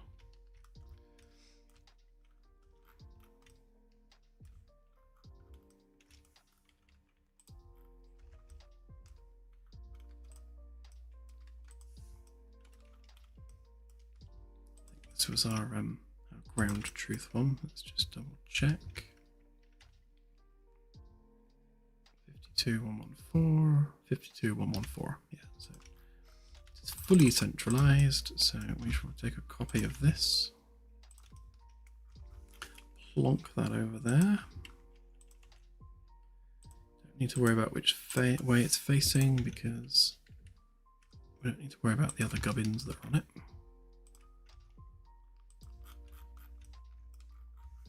We have one. I'll do it on this side actually. There.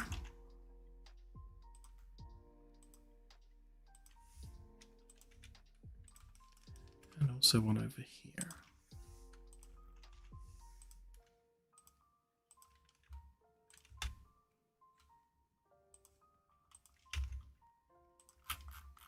I suppose also there as well, because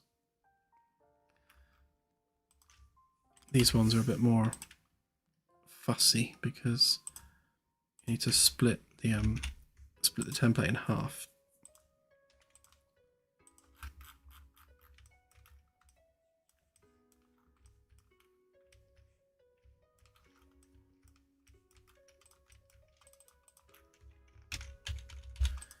So we just need that bit. Pop that on there.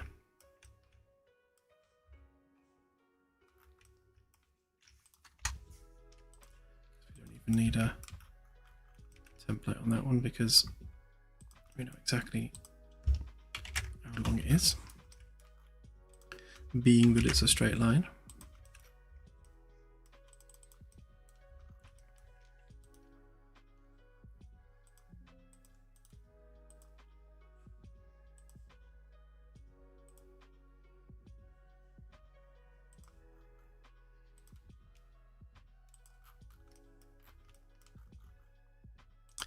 Of course, it's going to do that with every single one, just to be taxing.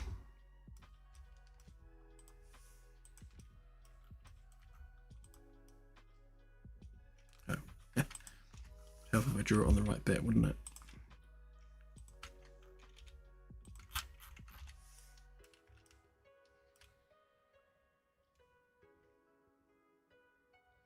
Autosave says hi.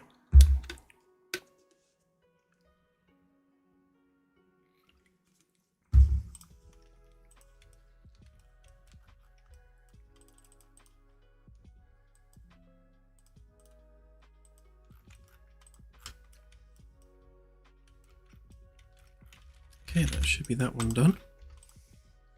So these should be fairly quick to put together because we're literally just churning out a slight adjustment on each one. I suppose I should name these FDEC really, shouldn't I? Just to maintain some form of consistency.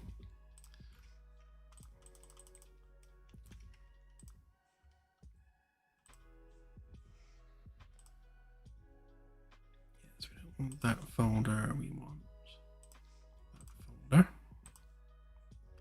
Then we want straight engineering one.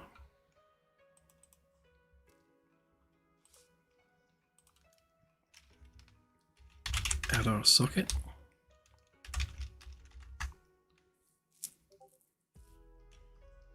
Oh, sorry, that was my Discord. I completely forgot to set myself to do not disturb.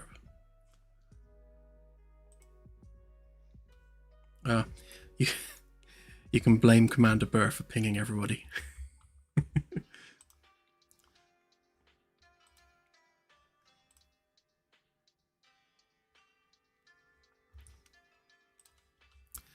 shall respond to that post-stream.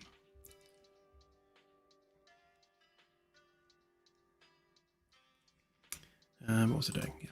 So we've got the anchor point in.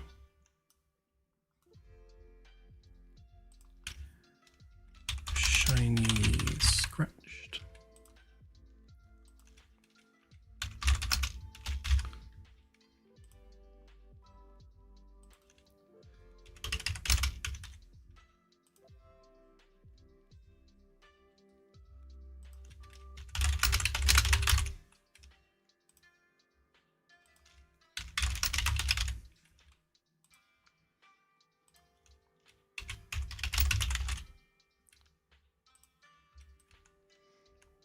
Ship you all the materials, and of course we need a simple collision box around it again because it's a ceiling.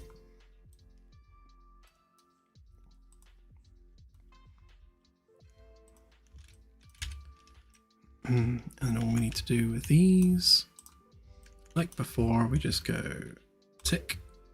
Oh, of course, it's not going to work because we haven't told it to yet.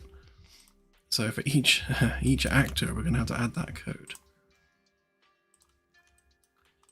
So if we just grab a copy of that. See, what I could do with this is I could add 2 variables for standard and engineering, and have that on the main class. And all the child actors don't need this done individually, but I think I want to retain the ability to have more variations of a single panel on a per deck or per area basis. So having it all in the parent class won't necessarily cover some edge cases. So I think we will just jump through those additional hoops and add this to the child actor.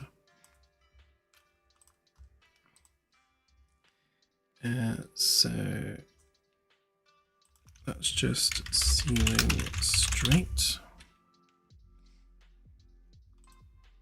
And that one is ceiling straight engineering.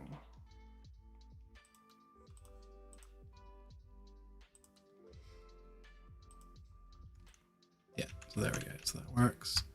So our straight panel becomes an engineering style panel. The only thing we're changing really is the plastic and wood bits.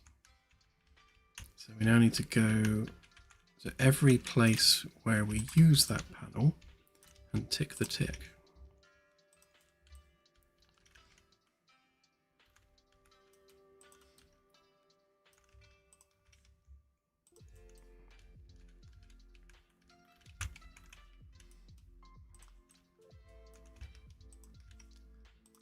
This feels like a Claire job.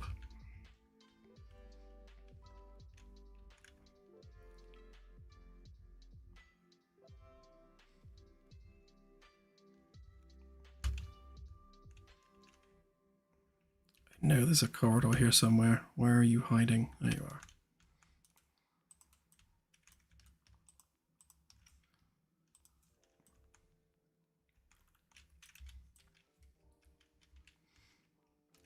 Yeah, this would have been a Claire job, but I needed to move some stuff to do some testing, so I just did it myself in the end.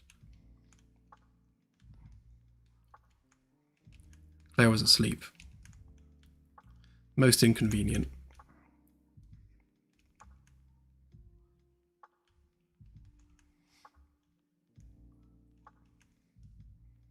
Hey, Celtic. Romance?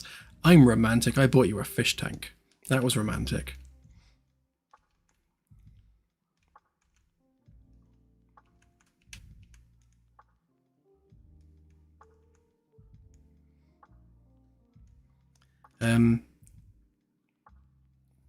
Yeah, so I work on the main ship, or not so much the main ship, but more core systems for the ship, all day, every day. Like I've been working on nebulas all week. So that's like my day job. I work on the Caravella on the Sunday stream, or on the Wednesday stream if people vote for it on the poll. But generally speaking, you should only expect to see the Caravella worked on Sundays. Because obviously we do have an entire game to build.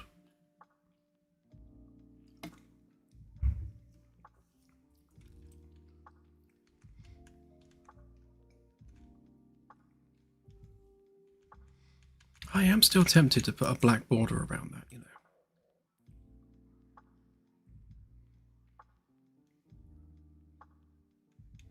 I might try it with this one and see how it looks.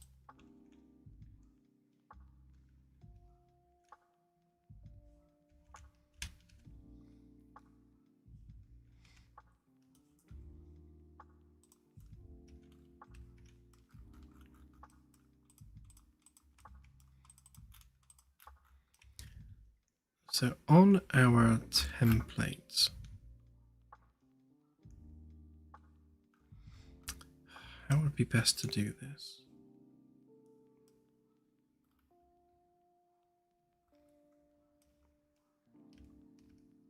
suppose using the light rather than the white plastic would be the better way of doing it, but I could always move the white bit over slightly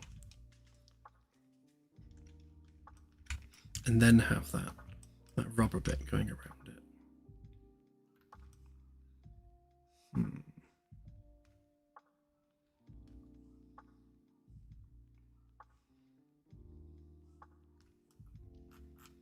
I'll keep thinking on it.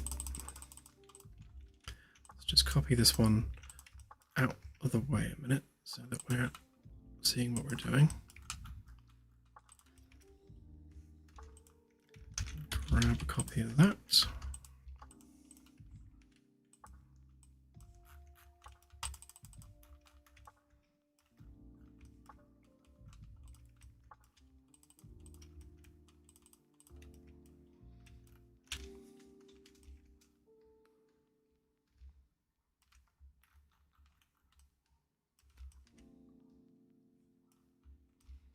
Should be a template around here somewhere.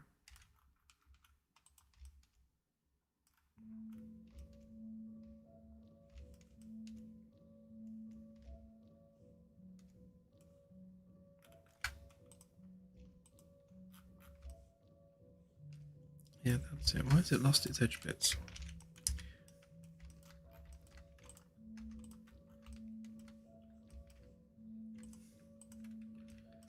Need to extend this all the way back to there, otherwise the extrude will do weird things.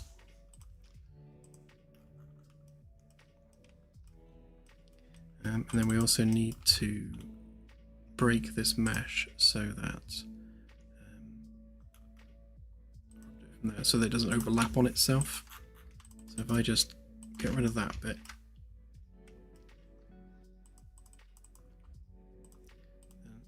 wrap that around, so we get situations like this where it overlaps, so it means we need to curve that edge.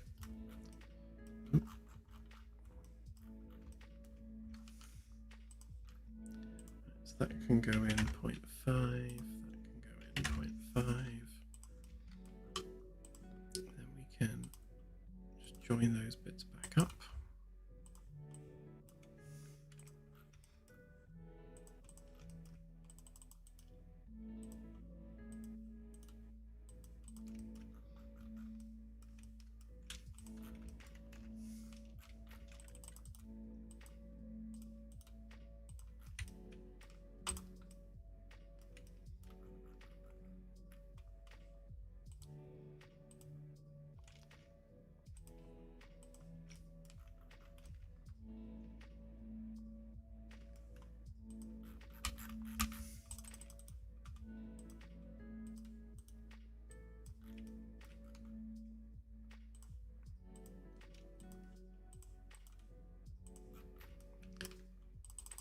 Did a good job of messing all that up.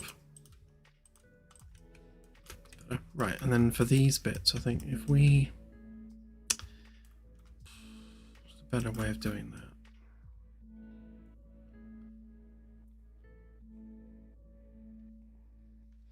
It might be easier if we actually base the curve from here. Actually, no, we can't, can we? Because that's a different curve. So, yeah, can't do that. So in that case, if we merge that with itself and get rid of all these extra bits that we don't want.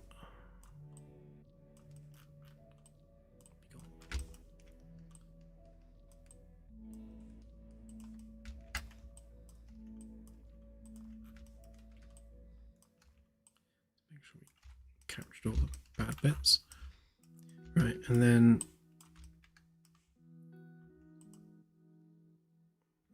it's going to require a bit of cleanup by the looks of things. Oh yeah, interfaces, never useful.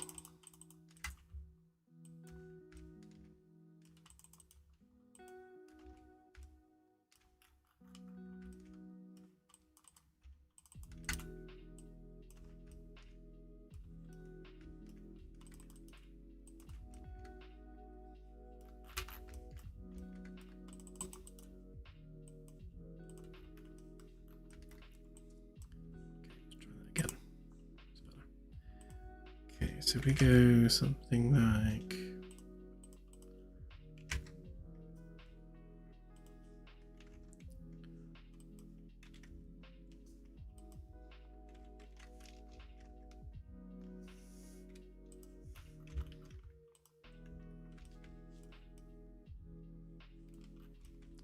What's going on there?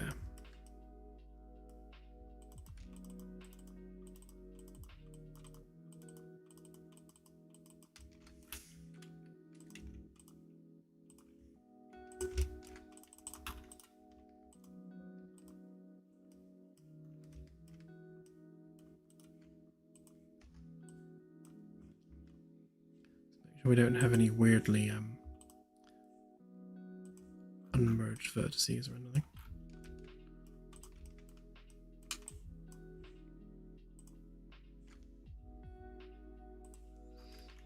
Yeah, it's not happy with that edge. We've got a split edge by the looks of things.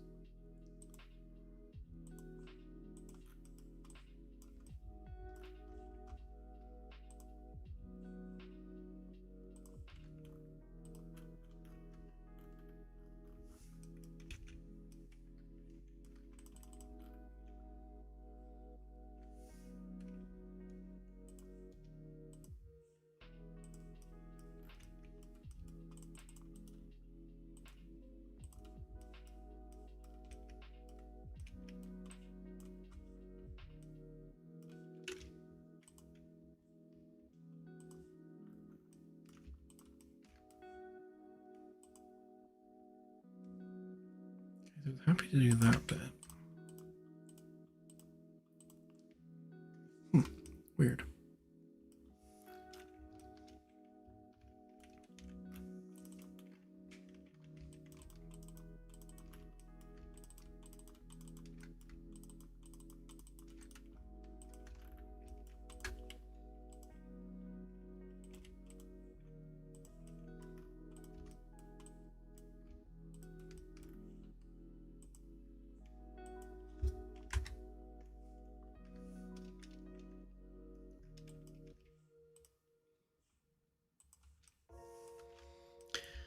Okay, so I need to approach this a different way because that's obviously not going to do that nicely. So if we take our curve and then we rotate that round like so, and then we position that along here in line with that edge. And then we'll take a copy of that curve there. And I suppose the straight bit too, just for good measure. Let's copy that up to that level there.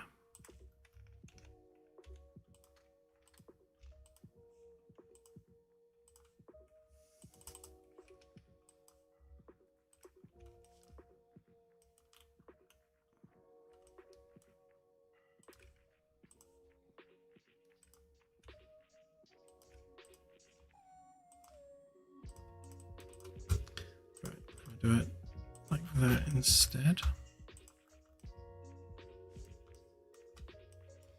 That's what I wanted it to do, but obviously it didn't want to. I wonder whether it's worth doing that on the other side as well.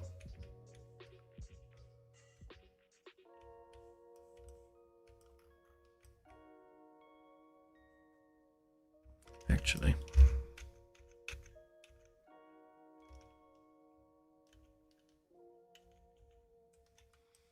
Thought has occurred.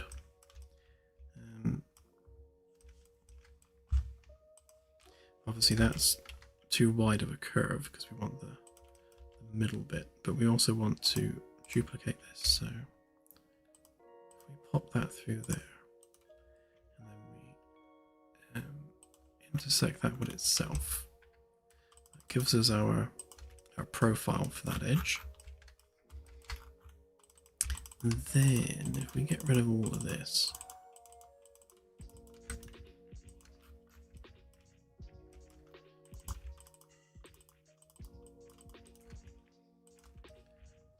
this side.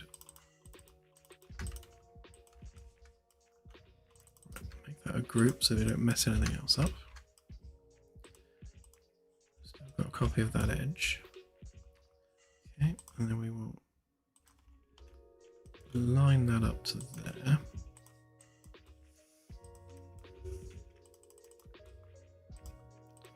Follow that round like that. So that's now nicely lined up.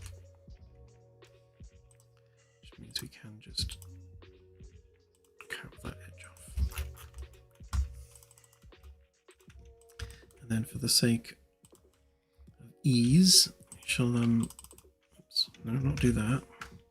Just mirror it and join it up. Don't need that bit. Don't need that bit.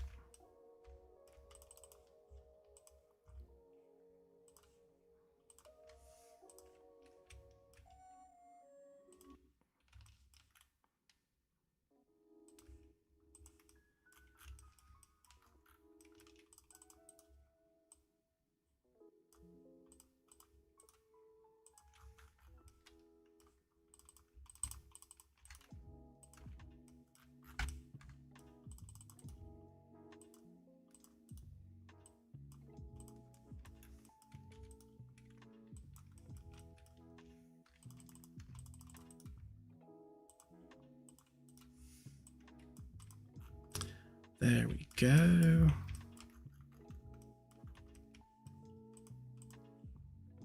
And then this bit's messed up for reasons.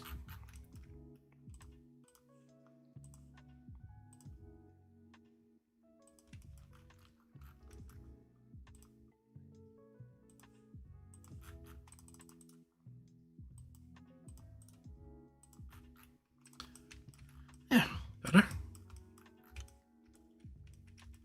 And then yeah, when it comes to this, what I could do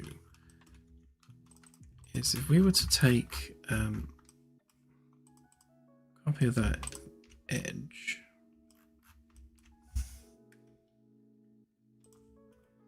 just expand that out by 1, and then we grab that, paste it in there,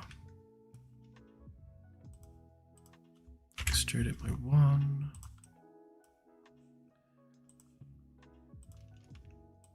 Oops. Give it a face.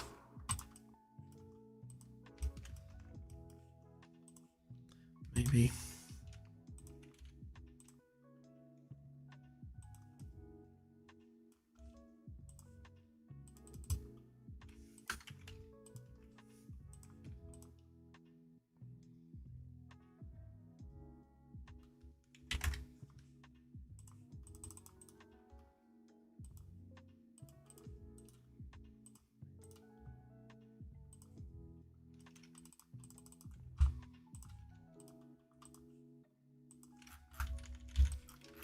I could generally just make that bigger. So it's got more of an edge to it. In fact, if I was to give it the same color we're using for that cable, just give it a slight contrast.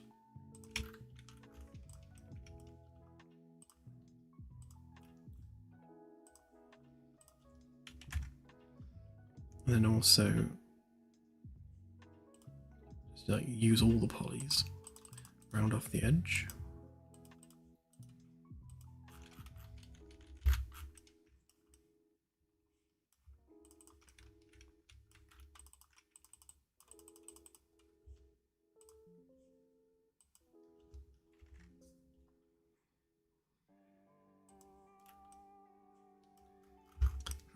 Something it does not like. I bet it's this bit.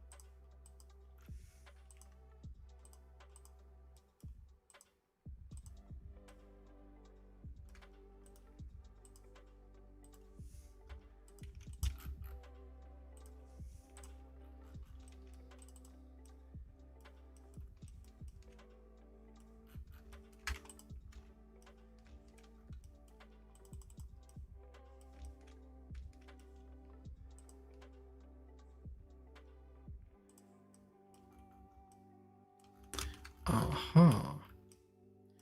I see the problem.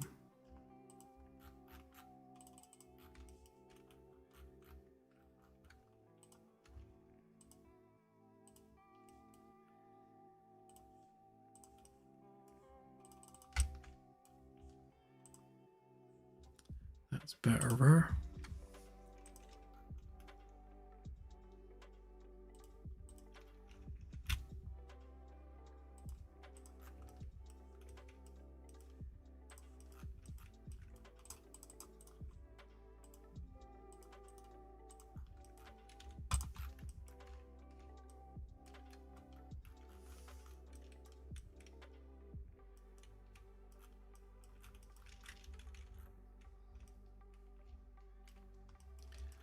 Okay, so let's see how that looks with a wider border around it.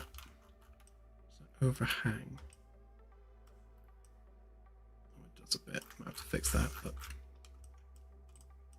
let's see.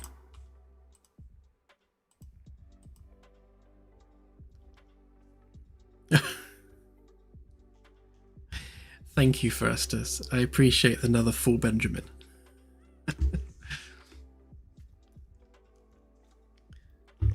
You are making an in-game pip happen. Thank you. I'll get Claire on that actually. Hopefully we can get that done relatively soon, which would be nice. And I agree with Claire. You genuinely are awesome.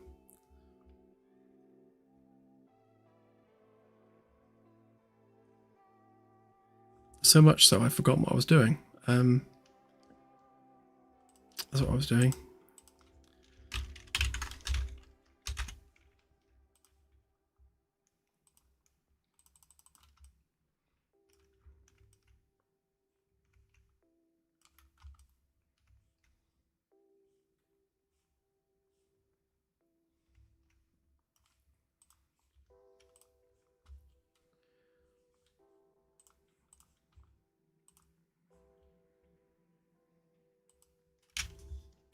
Oops, forgot to rename that one to F-Deck.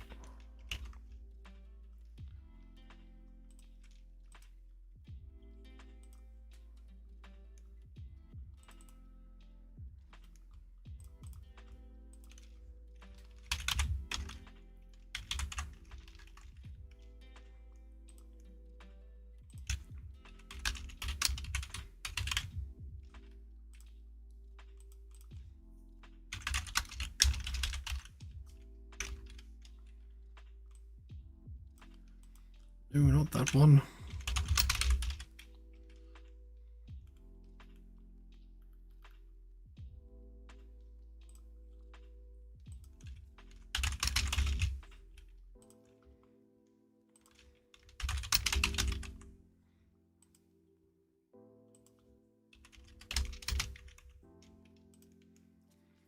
To the stupid thing, I'm currently using like a really cheap $5.99 keyboard, which is why it's like horrible and clacky.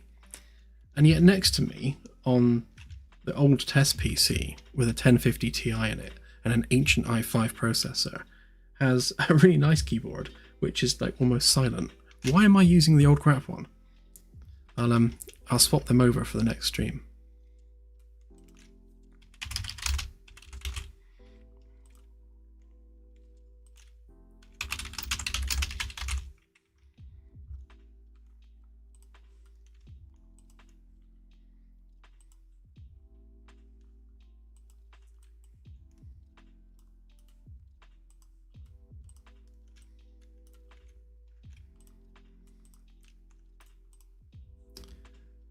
And of course I need to add our little code snippet to this one as well.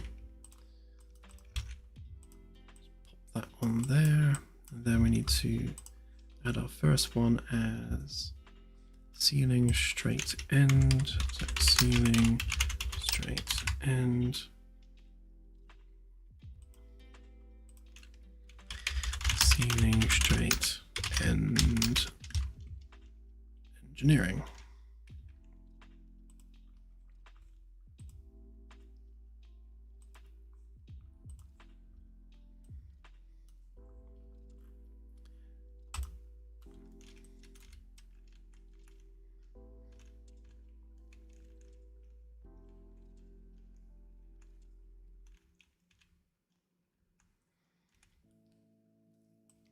do I prefer the wider border around it?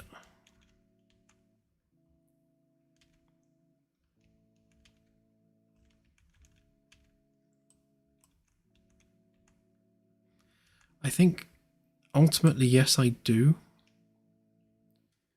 I think you kind of lose something on the edges with this one.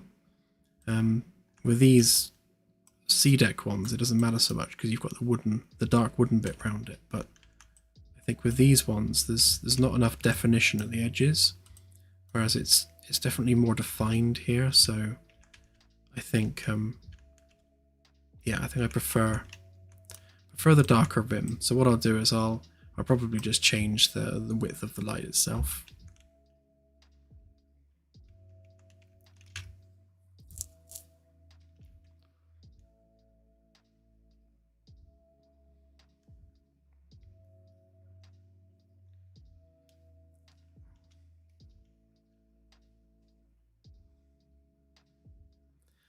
Oh no, this one's not mechanical. It's one of those ones, RII. It's like the cheapest light up keyboard I could find on Amazon.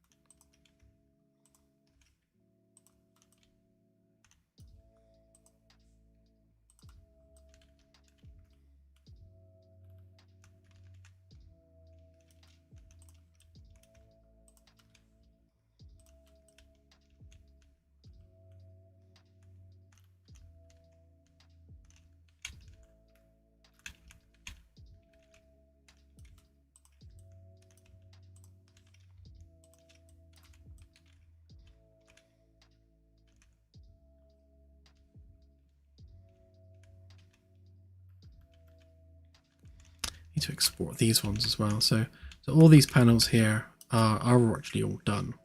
I just haven't swapped them over. So I need to add that to my to-do list. I need to fix these ceilings as well. That framework poking through is most unpleasant, so that needs sorting out.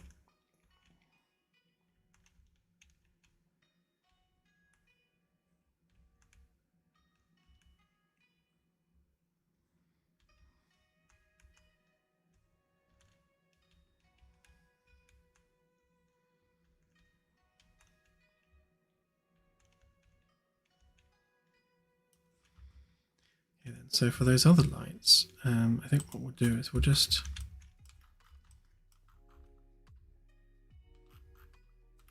because we want to keep the same gap there. So if we get rid of that,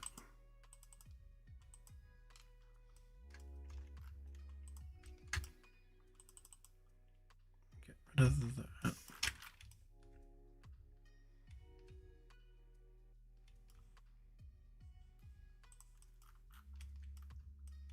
And I suppose move that way.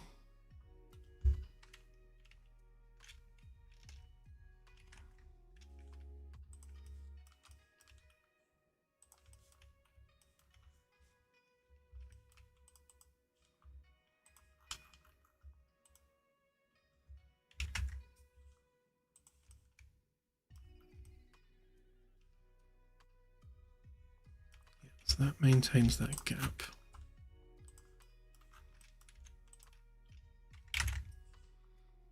Then we do one there, one there.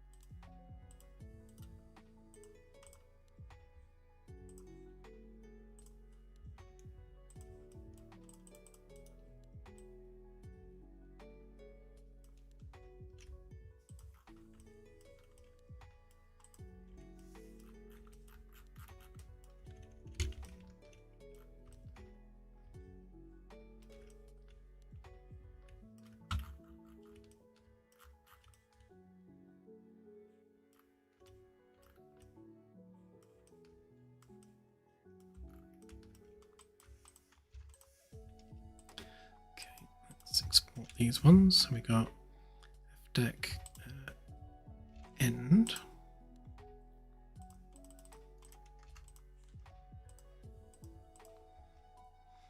And then straight.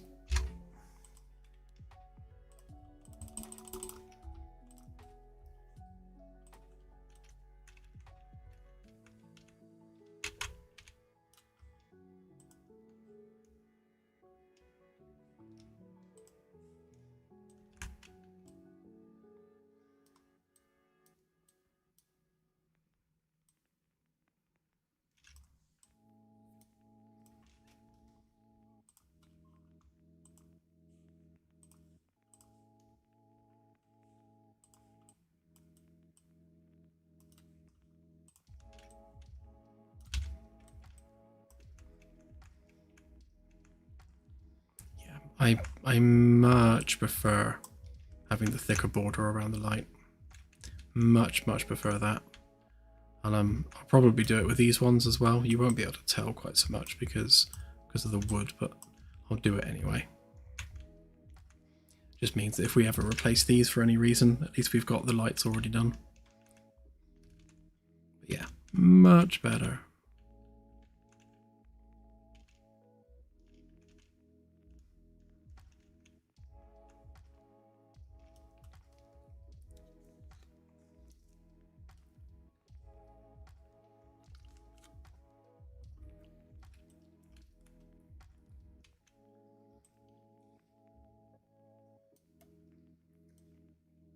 Checking that the gap is right there. It looks a bit...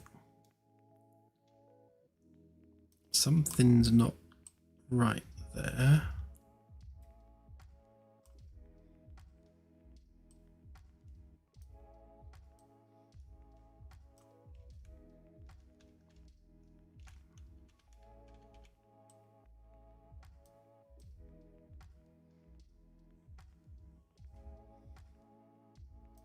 Yeah, it's this one that's wrong.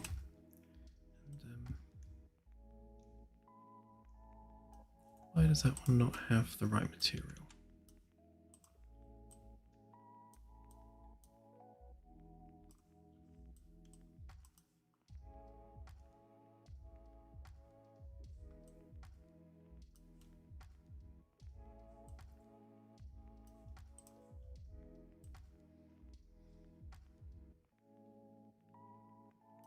Okay, so two things need fixing there.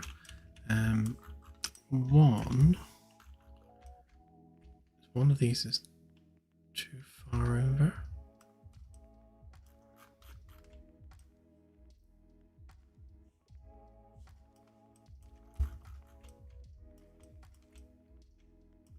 Oh yes, this side.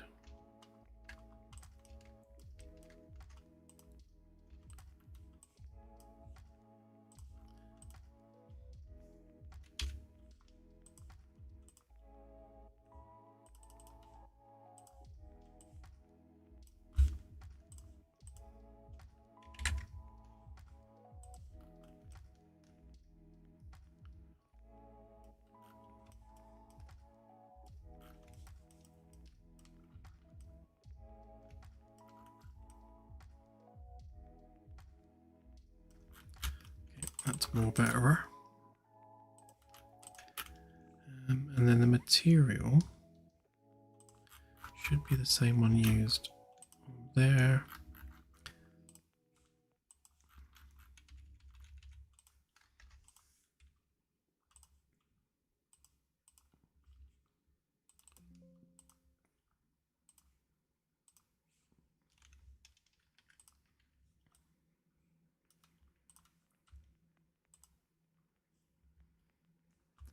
Better.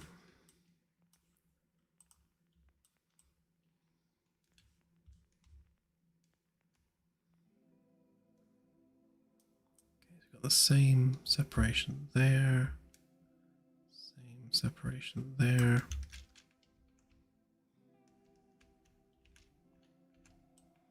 Yeah, it's all good. All good.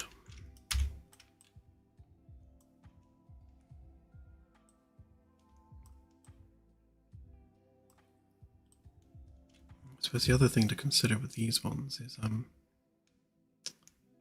just lighting up the panel. It's like with these ones here, this one specifically, the light being cast is lighting up the edge of this panel, and it's not, because I don't know, actually it might be right. It's because the obviously the light casters dropped down a bit, so it doesn't create weirdness. But I think we're okay. It's just because it's an angled edge, it's just not picking it up very much. And then it's picking it up too much on the edge there. Weird.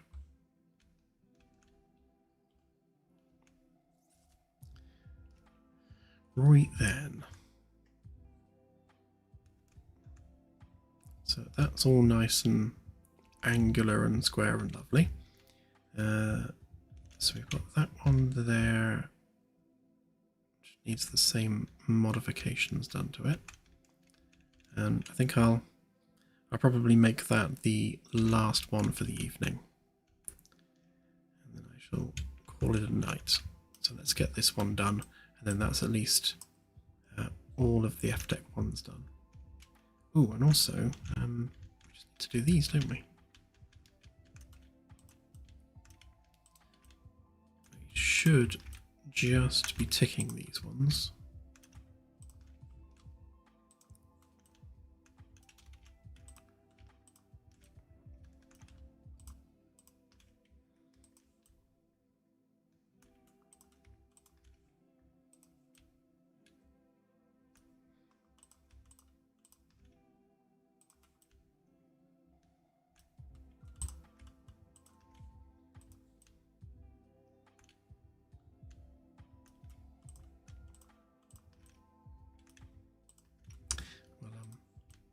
We'll sort out the light on this unit actually before we do the other one. Make sure we sort out the thickness of the surround, because then we can see how that looks on this deck.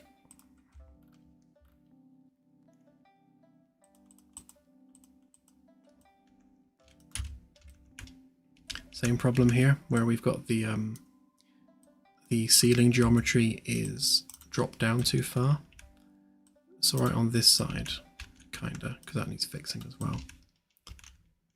But fixing it for F-Deck will also fix it for G-Deck, because they're copied down.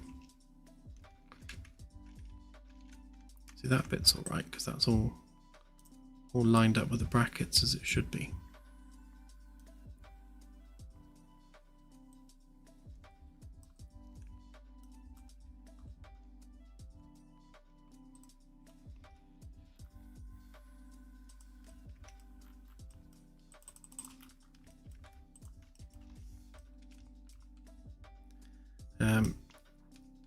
Hobby turned profession, I guess.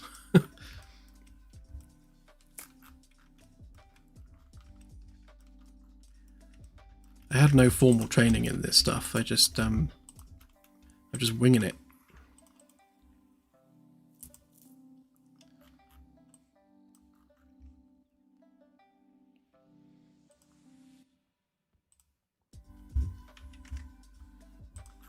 So let's make sure I remember to increase the gap on both sides by the right amount. That's going to have to try and capture the perpendicular edge there. The edge to be perpendicular to that. There we go.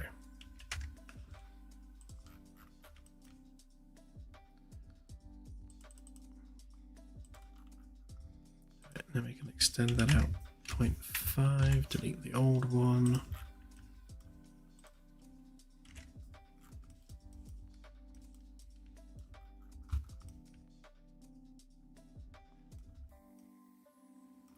Where that was, oh no, yeah, what was it? It was one tall, and then 2 there, and then 0.5 in the middle.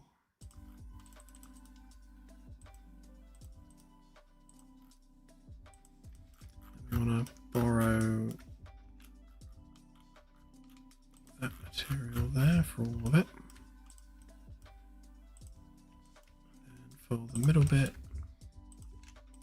remove the yellow from that one. And then we round it off.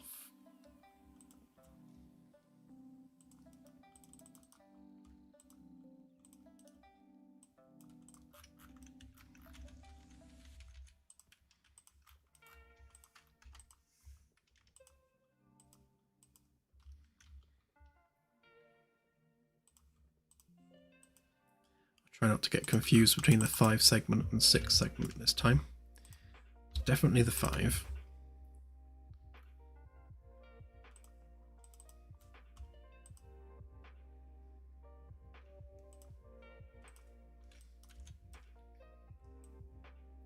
Okay. Wider edge, bigger gap. I think we're good. Missed one.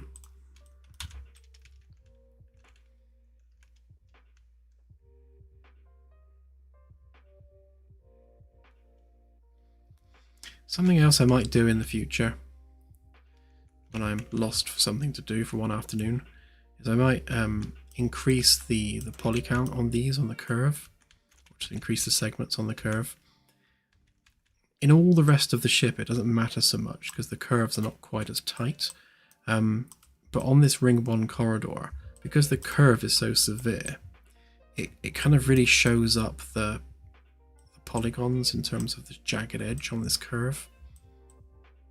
And yeah, it's always bothered me, so I might go back and sort that out at some point. Like here you can see it on that railing, which just ruins the realism. And you know, using nanites, it can be a lot more high poly than that.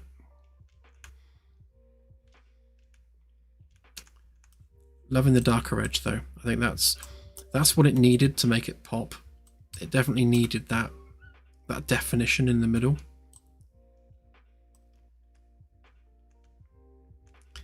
Right, let's finish this one off, which is the missing piece.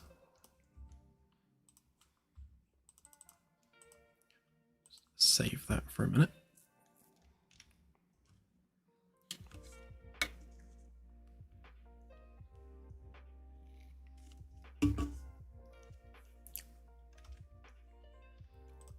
I'll save it later. Trying to save it to the old file name. Right, so we need our template. The new one? That's the old one. The old one.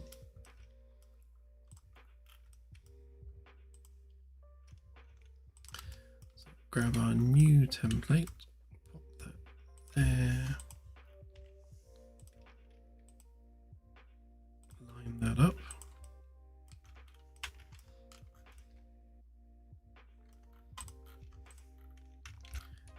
That.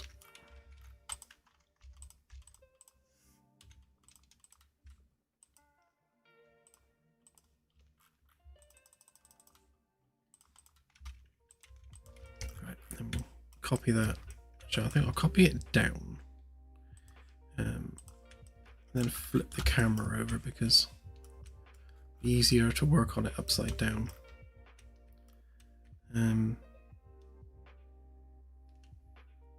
I also need to copy that over there, don't I? So let's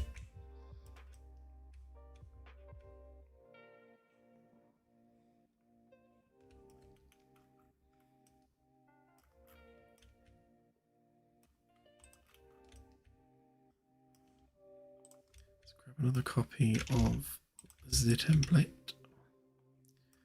Put that on the.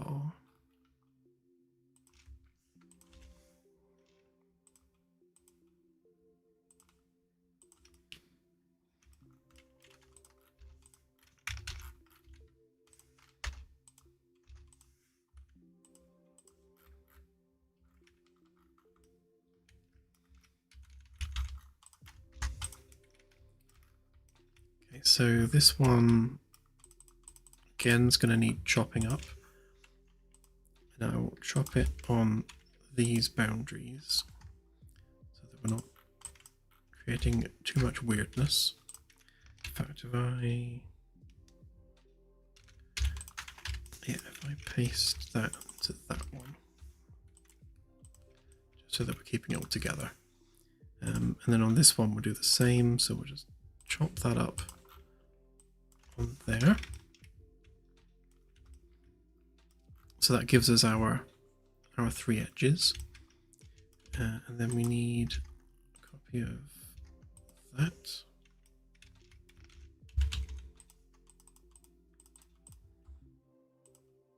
That one goes on that side. Then we want a copy of that for that side. And a copy of that one for that side, which we'll do first.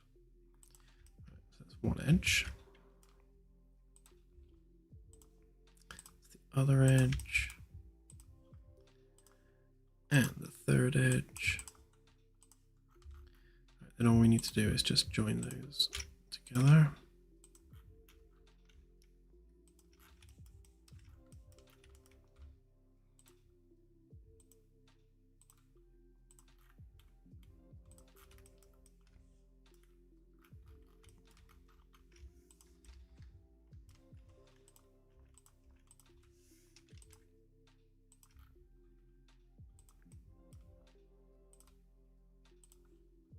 Okay.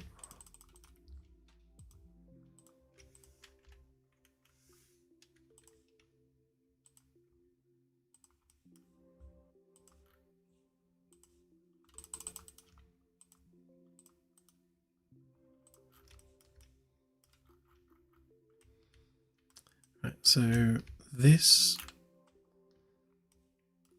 is not equal to this in terms of what is perpendicular to what.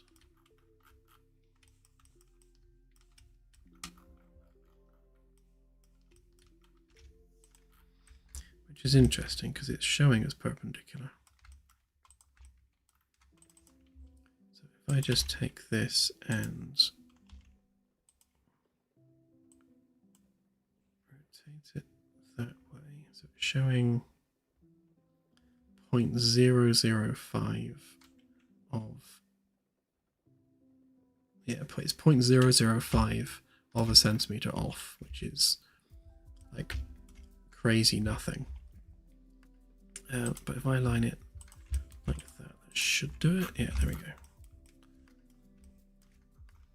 I'll do the same with this one, although this one's more difficult because we don't have an angle to work from. So if I copy that up,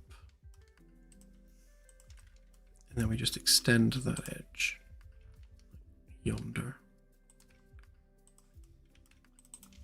And then what we can do is we can just take that and align it to that edge, and this one's 0.009 of a centimeter off, or of a degree rather. There we go. And now they're all nicely aligned.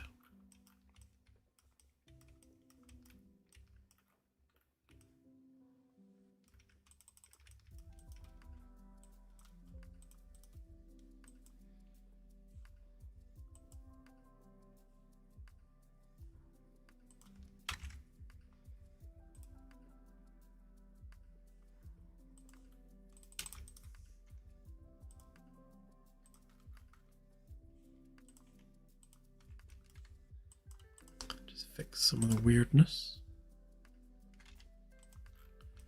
Fix that edge. That edge.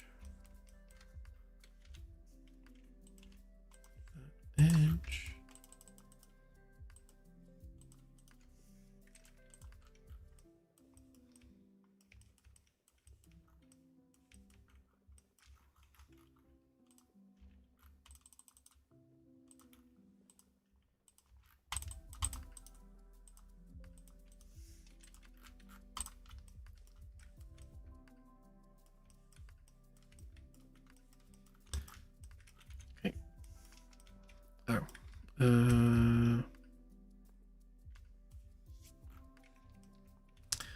Knew I'd forget something. Right, so hang on, let's step that back a little bit to there, because we need to just move those edges in slightly. Otherwise we don't get the gaps between the panels. And they look better with a gap. Although this time I will just check to make sure we don't have any overlapping vertices.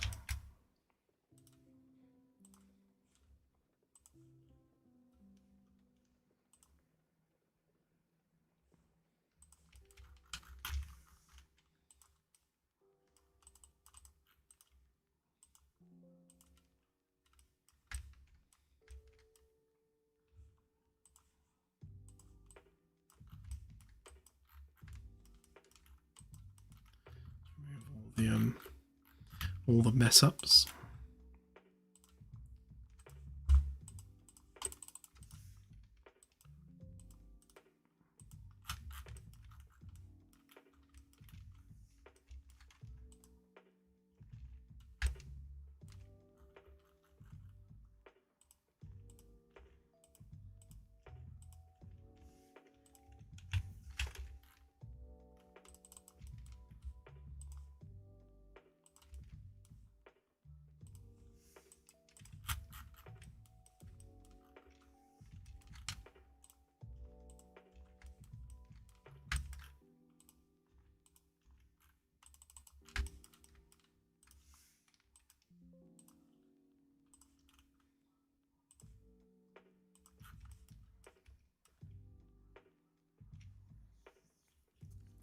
Hello, autosave.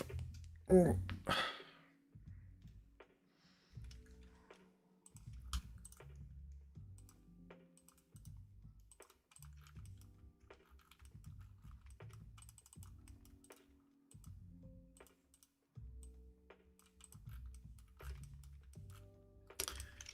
Right, that's more correcter.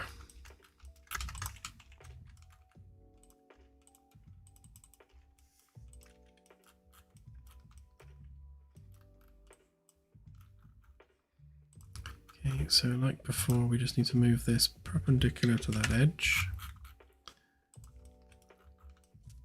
And the same on this side. Perpendicular to the edge. And this one's easier because it's just going in a straight line.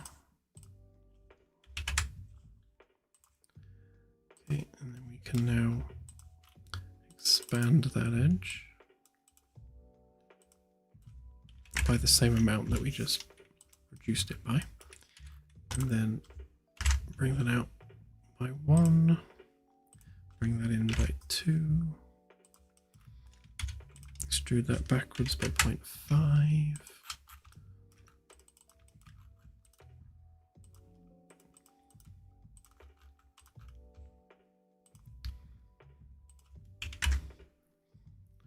round that off.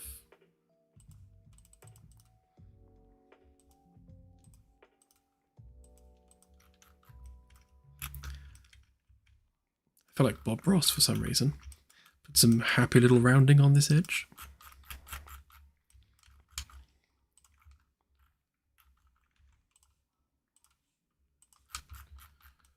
Okay, and then we will put some cheerful sunshine yellow in the middle. Okay. That should be the right distance there. And the right distance there.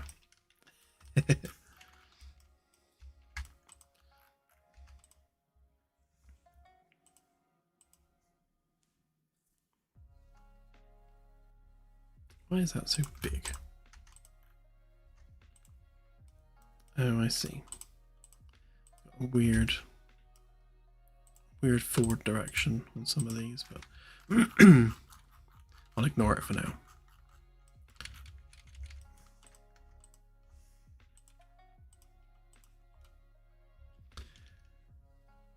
So this would be the T panel. So ring 1, FDEC, T, engineering.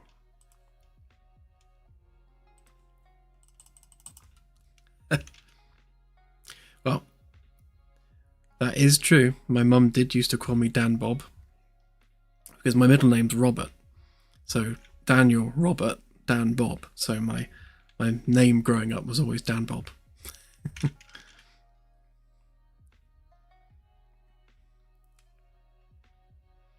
Speaking of my mum, I have it on good authority, as in my mum told me, that she does watch my stream every Wednesday and every Sunday. She doesn't watch the entire stream. She just watches the beginning and the end. I can understand why, because it is very dull for the average person. But yeah, I didn't realise she watched every single stream, so I need to behave, otherwise I'll get in trouble from my mum.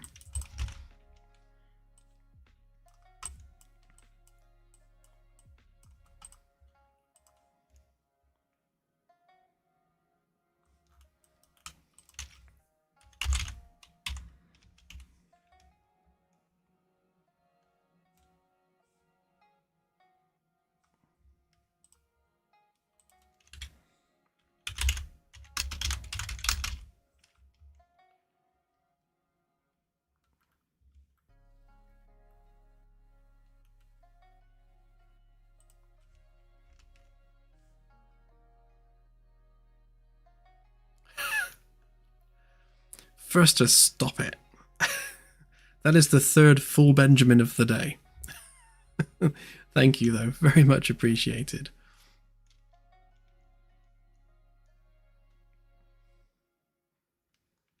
This is now officially the PIP 3D Model Fund.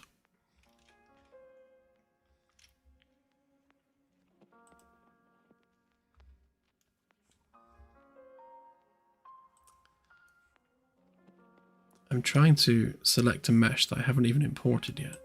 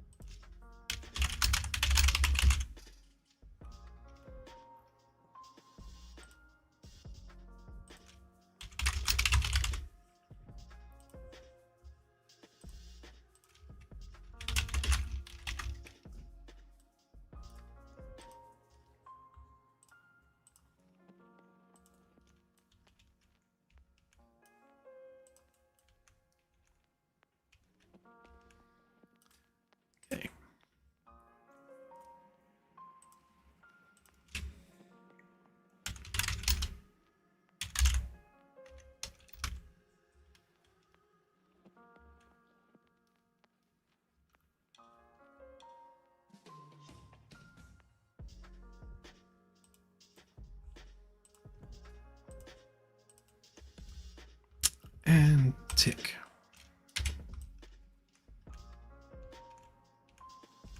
Just double checking the separations. Good there. Good there. And good there.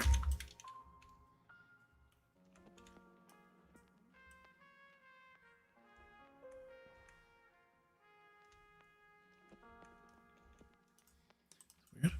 Seem to have managed to tick two at once.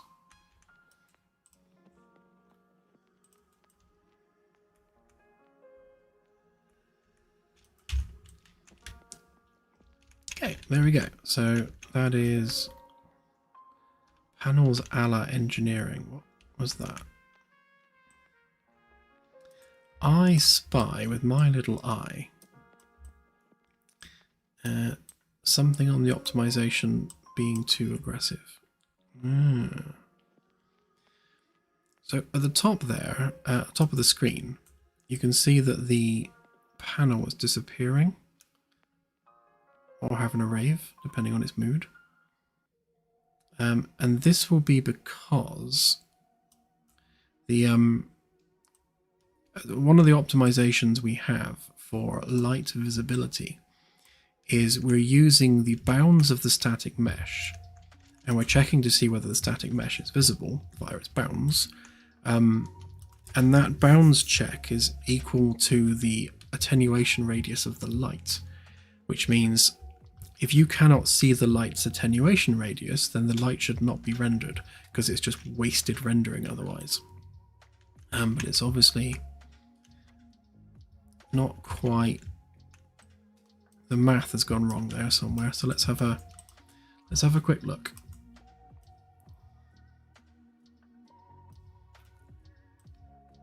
So we're taking the attenuation radius of the light.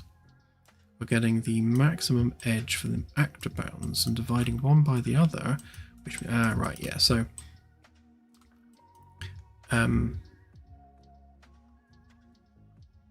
so that must be smaller than that, which is why it's getting a negative value. What the hell, Max? That's absolute madness. You crazy person, thank you. Right in the middle of me trying to do math as well. Well, the pip fund is going well. Thank you. We're definitely going to get pip in the game. Claire, your job for tomorrow is to find a 3D artist that can model and rig pip.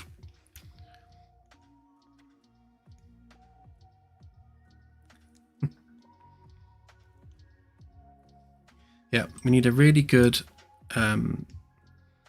character artist that can do a nicely rigged model. And yeah, we'll get her in game. I can't think of a more fitting tribute for her.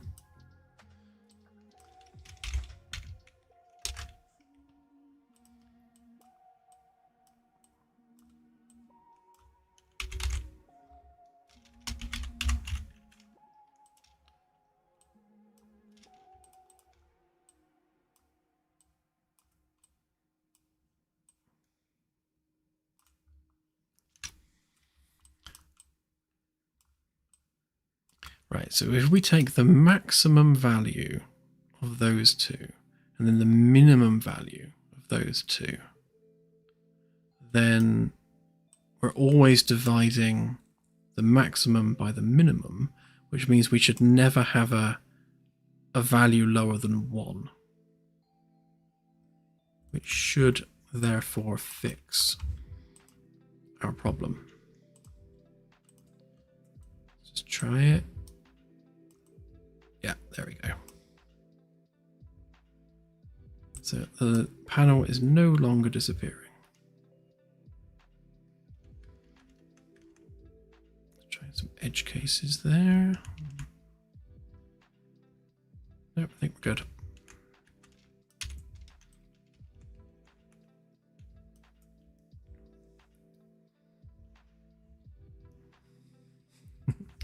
Well, I think on that note then, before anyone else does anything silly, we shall call it a night there. Thank you everyone for joining the stream, and thank you awfully for your kind words and your donations. We will put these to good use, and we will get Pip in the game, and she will be the cat that lingers in my quarters on the ship wherever I put them.